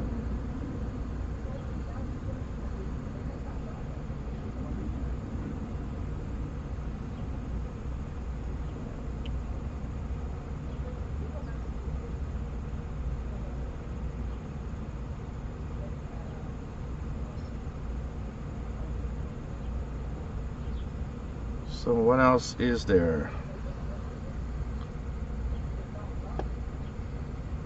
What it's all about? What are the videos about, John McClure? Because we have Turny Turtle, Ivan, so yes, slow code practice. It's a great way to learn Morse code, by the way. The W1AW Morse code tests in the evening and slow speed. It's a really good way to learn Morse code, honestly. Tony Turtle says, with all the Q codes, people could have a QSO without knowing each other's language. Well, that's the idea of the Q code, by the way. For those that don't know the Q code was made for that.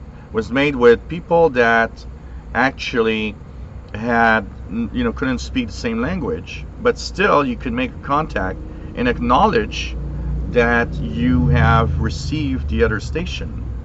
And that is cool because it means you don't need to speak the same language to actually acknowledge anybody else's contacts.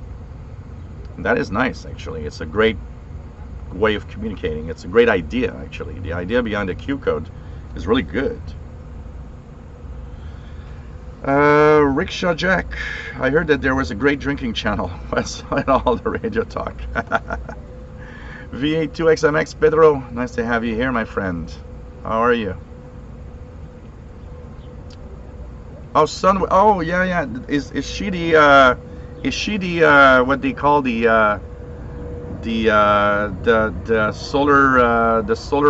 solar girl? Mike Vaillancourt, nice to have you here. Yeah, she's the space weather. Oh, I didn't know that the name of the channel was that. She's yeah, I've seen that everywhere. The space weather girl. Yeah, St. Martin's. Yeah, I was about to say St. Martin's. So the only membership I have is on CIDX, Canadian International DX Club, and that's it. Friend says, I think you're a certified genius. Not kidding. I'm interested in a lot of stuff, and a lot of science stuff too, and love learning about it. And you know, honestly, for so many years, when I started the shortwave hobby, I didn't know of the effect of radio propagation of shortwave and the interaction with the sun. And when I started reading about it, and I don't remember where I got the first talk of that. Maybe I even listened to a a DX show talking about the sun and solar activity and stuff. But I started learning a lot, and I was I had subscriptions to Astronomy and Sky and Telescope magazine for a long time, for many years. I would go and pick them up at the newsstand. I remember in the 80s I would go once a month, buy my Commodore 64 magazines, Compute Gazette. I would then buy, I would also buy Ahoy, which was another Commodore magazine. I would buy Astronomy, I would buy Sky and Telescope, bring that home, and I was all happy with, my everything I would read in there. And so there's a lot of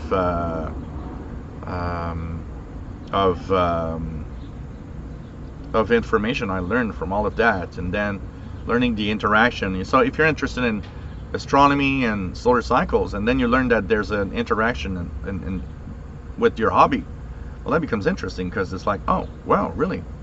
Then I need to learn more about the interaction of, the sun in my hobby that I love. Trust and Patty, would shutting down power grid help cut the amount of damage from solar flares? That was one of the ideas I remember reading about.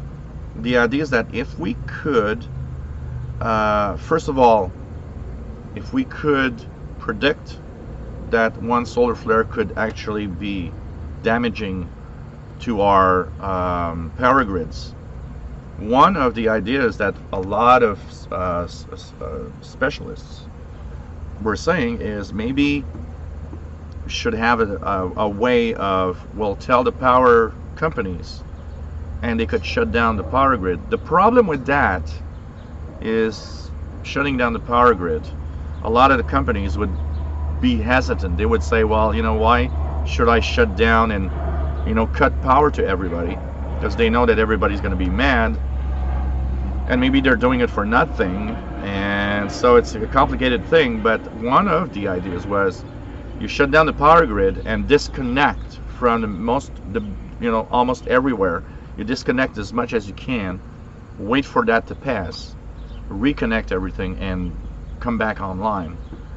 But it is a very, very complicated thing, honestly.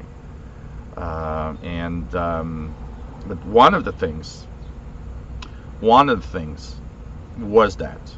One of the things was basically disconnecting. Matambali 9690 Radio Stereo España on the air. Been tricky this past week. Yeah, and they're going to be in English in 5 minutes. Let's punch in 9690 here. It was very strong, almost local. With some piano. 9690 Spain is really good tonight.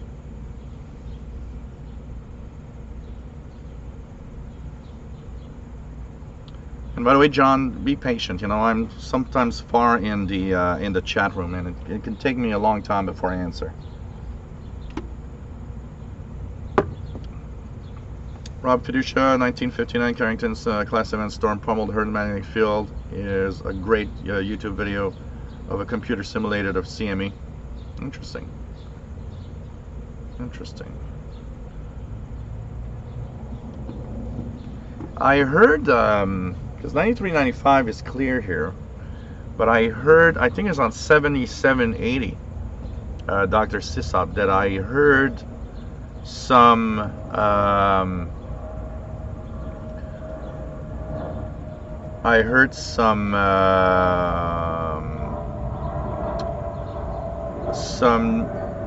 one of the evenings this week, I heard some jamming slightly on the frequency. Not enough to make me not, you know, hear the station, but enough to you know, notice it was there. Piet Mondrian student, it is actually on right now, actually. I'm going to check it out again here, 9330. Actually, there's radar over it too. There's the buzzing of that over the horizon radar. But I hear something, 9330. I believe they are on right now, Tony. Not Tony, Piet. They are on right now. But I'm here, it's kind of skipping over me.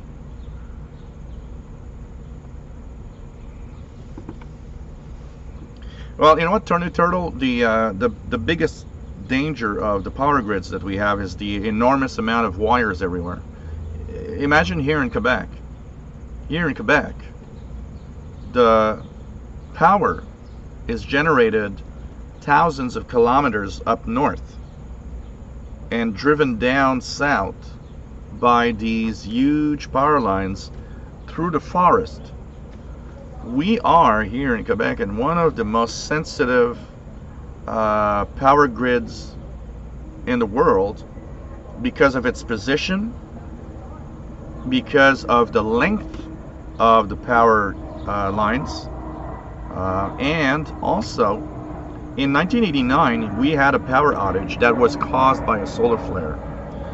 We didn't have electricity for like almost 24 hours, and that solar flare that cut off the grid here and damaged some of the generating power plant, the actual generator itself up north. Actually, some of the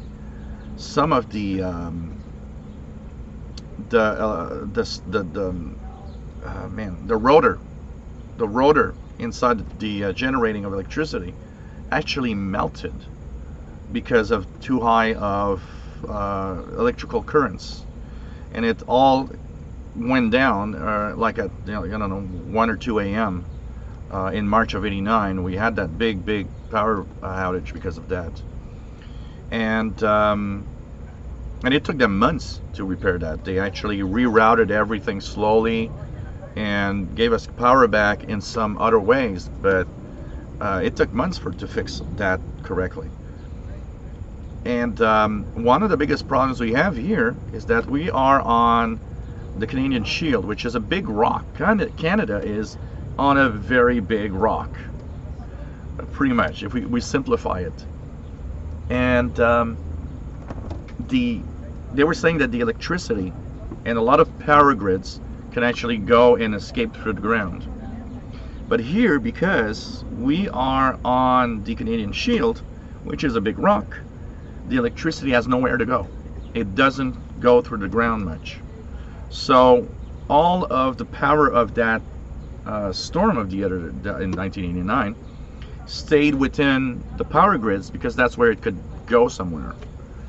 And it was pretty crazy. I still remember that, and if it's a great example of how a solar flare can actually bring down power grids, honestly. Yeah, it's supposed to be 24 hours, but they've been on and off a lot. So, on and off a lot. Yeah. I wanted to play my games. Dr. Sisop was Lodestar, comma 8. Oh, man. Calvin says some conditions into Europe on 11-meter band. In and out at the moment. Oh, interesting. VA2XMS Petro, 9420, Voice of Greece, coming in pretty clear. And yeah, Voice of Greece has been very, very powerful. I can get it here. So Voice of Greece. Pretty good.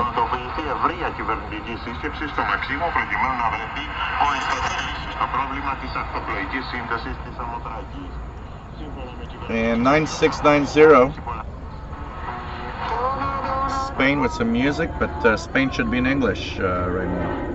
9690. Rufus Newt, my wife is never happy with the amount of magazines I bought.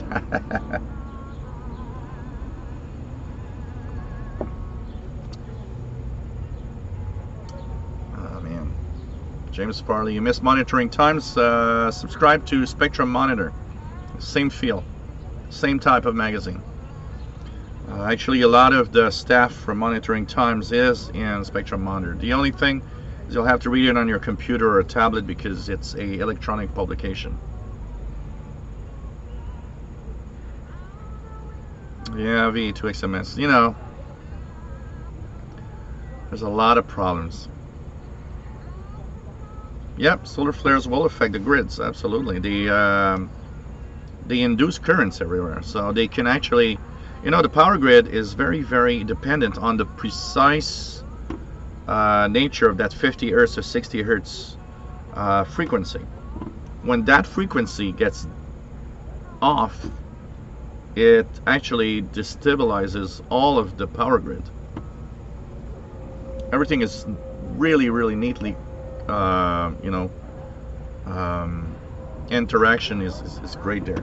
So here's Spain in English. Civil rights activist Joan Baez was in Madrid recently for a final concert to wrap up her final European tour. Speaking to the audience that packed the Royal Opera House on July 28, 2019, Joan Baez told them that she had retired from touring in the United States a few years ago, and that now, with her European Golden Earth tour, she was definitively retiring from all touring. Half an hour into the concert, Joan Baez said, "This is my last concert of my last tour." So Spain in English, really strong on 96, 90 kilohertz. Really, really good. What else do we have? Rufus Newt program is VIC-20. I had a VIC-20 too. Donkey Kong clone from Compute. Oh man, same here. My first computer was a VIC-20. I remember I got the VIC-20. Actually, my dad had a VIC-20. And there's this magazine next to it, and I start punching in the code. And I see the game, but I need a joystick to play. And I remember the next day, I was like, well, that looks cool, but I don't have any joysticks. And my dad came home that evening from work. It was a paycheck day, and he had a little box and it says, "Here, there's something for you." I looked at it, it's like, yeah, there's a joystick, man. I got a joystick, I can play my game that I programmed. Oh man. Lee Burkett says Zav C4 and Crash Mac for Spectrum, real cool, Joe. Oh man, that was crazy.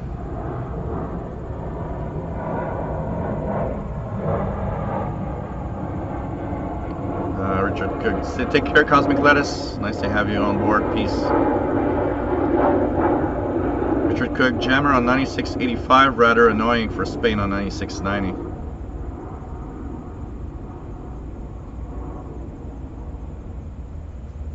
Well, there are some filtering, Tony Turtle. There's some filtering going on. I mean, there's huge capacitors smooth down anything that is injected, and there is a way to reject it. I mean, in very strong geomagnetic storms, the power grid here in Quebec is constantly under attack. They have added a lot of security since 1989 to lower the chances of that problem coming back and having basically that bringing down the grid just because of a solar flare or stuff like that. So there is some cleanup. There is some way to reject part of it, and there's the added new ways of diverting a lot of that extra electricity somewhere else. But still, we're still vulnerable if there's something really, really big going on. You, Kevin Morgan, says very large CME is extremely scary. The thought of no pumps working on the sewage. You know what? Here we almost had the worst thing that could happen with that too. When we had the ice storm in '98, the electricity. So imagine back in '89, if the power would really have been down a lot, the water system, everything is like very vulnerable. It's very, very complicated. It's crazy. The Rock 80, nice to have you here. Really nice to have you on board.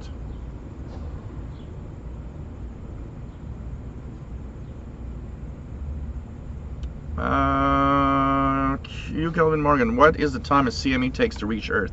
It depends on how powerful of an explosion created that on the sun. It can take as little as 6 to 12 hours to do so in very powerful coronal mass ejections. Technically, most of the time it's a couple of days, 2 to 3 days before it reaches Earth. But in some very powerful explosions where things are pushed at a very high speed from the sun's surface, it could technically take anywhere from 6 to 12 hours to reach. So the time to think about it is not very, very long.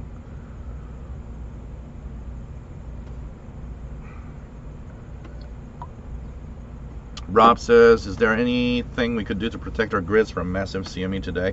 Can we shield the grid somehow? It's it's a mix of all sorts of protections. Like I was saying, here in Quebec, they've learned from the 1989 storm. They've learned that they needed to add extra filtering to the power lines. They added some huge capacitors that actually smooth out anything that would be out of the ordinary. They did a lot of reorganization and trying to route the extra power off of the power line. But yet, still in the case of an extremely strong, a Carrington event type CME, we I think most still say that the worst would be to just unplug everything, let it pass, and put the grids back together, for sure. Rock 80, I'm sad because I lost 4 hours to build up converter for RTL SDR and I did not succeed. Oh, that is sad. These are things that happen from time to time, honestly. It does happen, but you probably learned something, like VE2XMS said. Probably learned something. Probably at least I had some fun doing it. But yeah, it's always sad when that doesn't work. Simon Templar, nice to have you here, my friend. And yeah, it's nice to do it outside. And by the way, I haven't received anything yet by mail. Still nothing. Maybe it's stuck at customs for some reason. I don't know. I'll let you know, as like I said, as soon as Keegan receiving 9690, fading in and out with noise. Pretty cool. Pretty cool. What else do we have? Tony Turtle 9690 for is really solid. Cool. You, Kevin Morgan, says the film, knowing it was about a massive CME hitting Earth and special effect. The end of the film is just spine chilling. It's pretty crazy.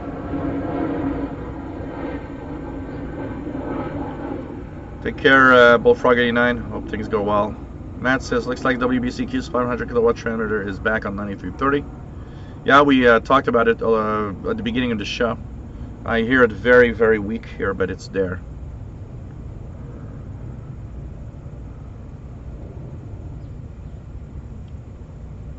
And what else do we have? Rob says, so shut down the power grids, maybe the best option yet, just as we should turn off our electronic devices when a strong turns. Kind of, you know, it's a good analogy. It's kind of explaining it in a simple way. Yeah, you know, when we get a big thunderstorm and lightning, it can overload our circuits here in our homes. So yeah, kind of the same thing in a much bigger scale. And a much more difficult scale also. You know, it's easier to unplug from your home than it is to shut down a power grid. That is also the biggest problem, because they would say that a lot of companies would refuse to do so, and that would probably be the biggest problem here. Let's just hope nothing like that happens. One of the things I did hear a lot about in the Carrington event is that they happen less often than we previously thought. They at first they were saying that we had a Carrington event about on average once every 500 years, but now it seems that a Carrington event is maybe actually once every 5,000 years. So that means chances of that happening are not as frequent as we thought. But I mean, you know, in the past there was nothing wrong. In the past, people just had like amazing, you know, auroras everywhere. You know, the Carrington event, to give you guys an idea of how powerful that was, apparently in the UK, people were reading the newspaper in the middle of the night because the auroras were so strong and bright. You could actually read the newspaper midnight. They were saying that there was, you know, it was the gold rush times in the West. They were saying that a lot of the miners were actually waking up thinking that the day was starting, because, you know, back then they didn't have really a lot of clocks. They were really kind of looking at when the sun rises to know it's morning. There were actually a lot of them apparently waking up thinking day is starting because it was so bright outside. So imagine how this is amazing when you think about it, how such bright auroras exists. Pretty crazy. Pretty crazy. Keegan's hearing static on AM. Sounds like a storm is on the way. How do I like Elementary OS? Okay. I mean, it's a Linux distro, you know. It's okay. Linux is Linux, whatever version you take. The only thing of Elementary OS is that it installs just the basics, you know.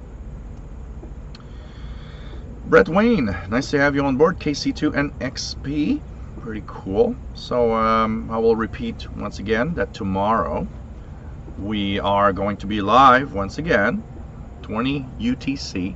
Tomorrow's the Canadian International DX Club Barbecue, and that means that I will be in Grangefield Park, Quebec, and enjoying the hopefully nice weather, because there's like a 60% chance of, and that one is pretty noisy plane. So there's a 60% chance of rain tomorrow. Let's cross our fingers it doesn't happen. So we will be live from there. We will have guests where we will have, I guess, a lot of fun tomorrow. I think it's going to be pretty cool. And so hope that you'll enjoy that show tomorrow. 20 UTC will be live from the CIDX barbecue. 3rd year in a row now. So this is going to be very, very cool tomorrow to, you know, be there and meet some of you, like Brent in person. And I think it's going to be very, very nice. The XH Data D808 is a very good radio, a PageMaster. I love mine. I love mine. It's become one of my favorite portables, I can tell you that. Rob says, yeah, interesting how important our sun is, and also the same how deadly it can be. Absolutely, absolutely. It's what makes life possible, but it's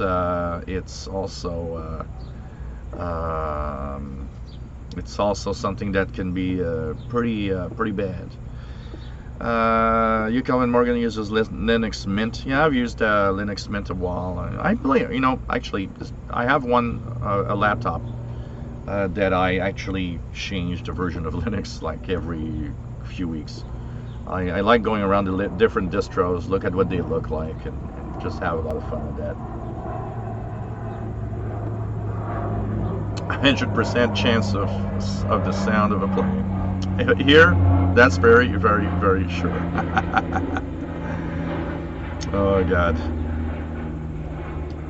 So hey guys, I'm going to take it easy for the rest of the evening. I'm gonna post the link once again to PayPal. If you want to do a little donation, please do so at PayPal at the Yahoo email that I posted here. Tomorrow we'll be live at 20 UTC from Greenfield Park, Quebec. Hope that you enjoy what I do. If you do, please think about a little something, a little donation. Always welcome. Helps me pay for the stuff. Helps me pay for the Paul the Cat food. And there's always something that you need to replace and something that you need to actually buy. I bought a new laptop for that reason. Thanks everybody. Thanks for being here, for being great fans. It's always fun to have you guys on board. And so tomorrow, 20 UTC, and we will be, of course, live from Greenfield Park's CIDX barbecue show. Take care, my friends. Love you all, and always nice to have everybody here. Stay safe, please, and always nice to have you on board. Bye bye, my friends.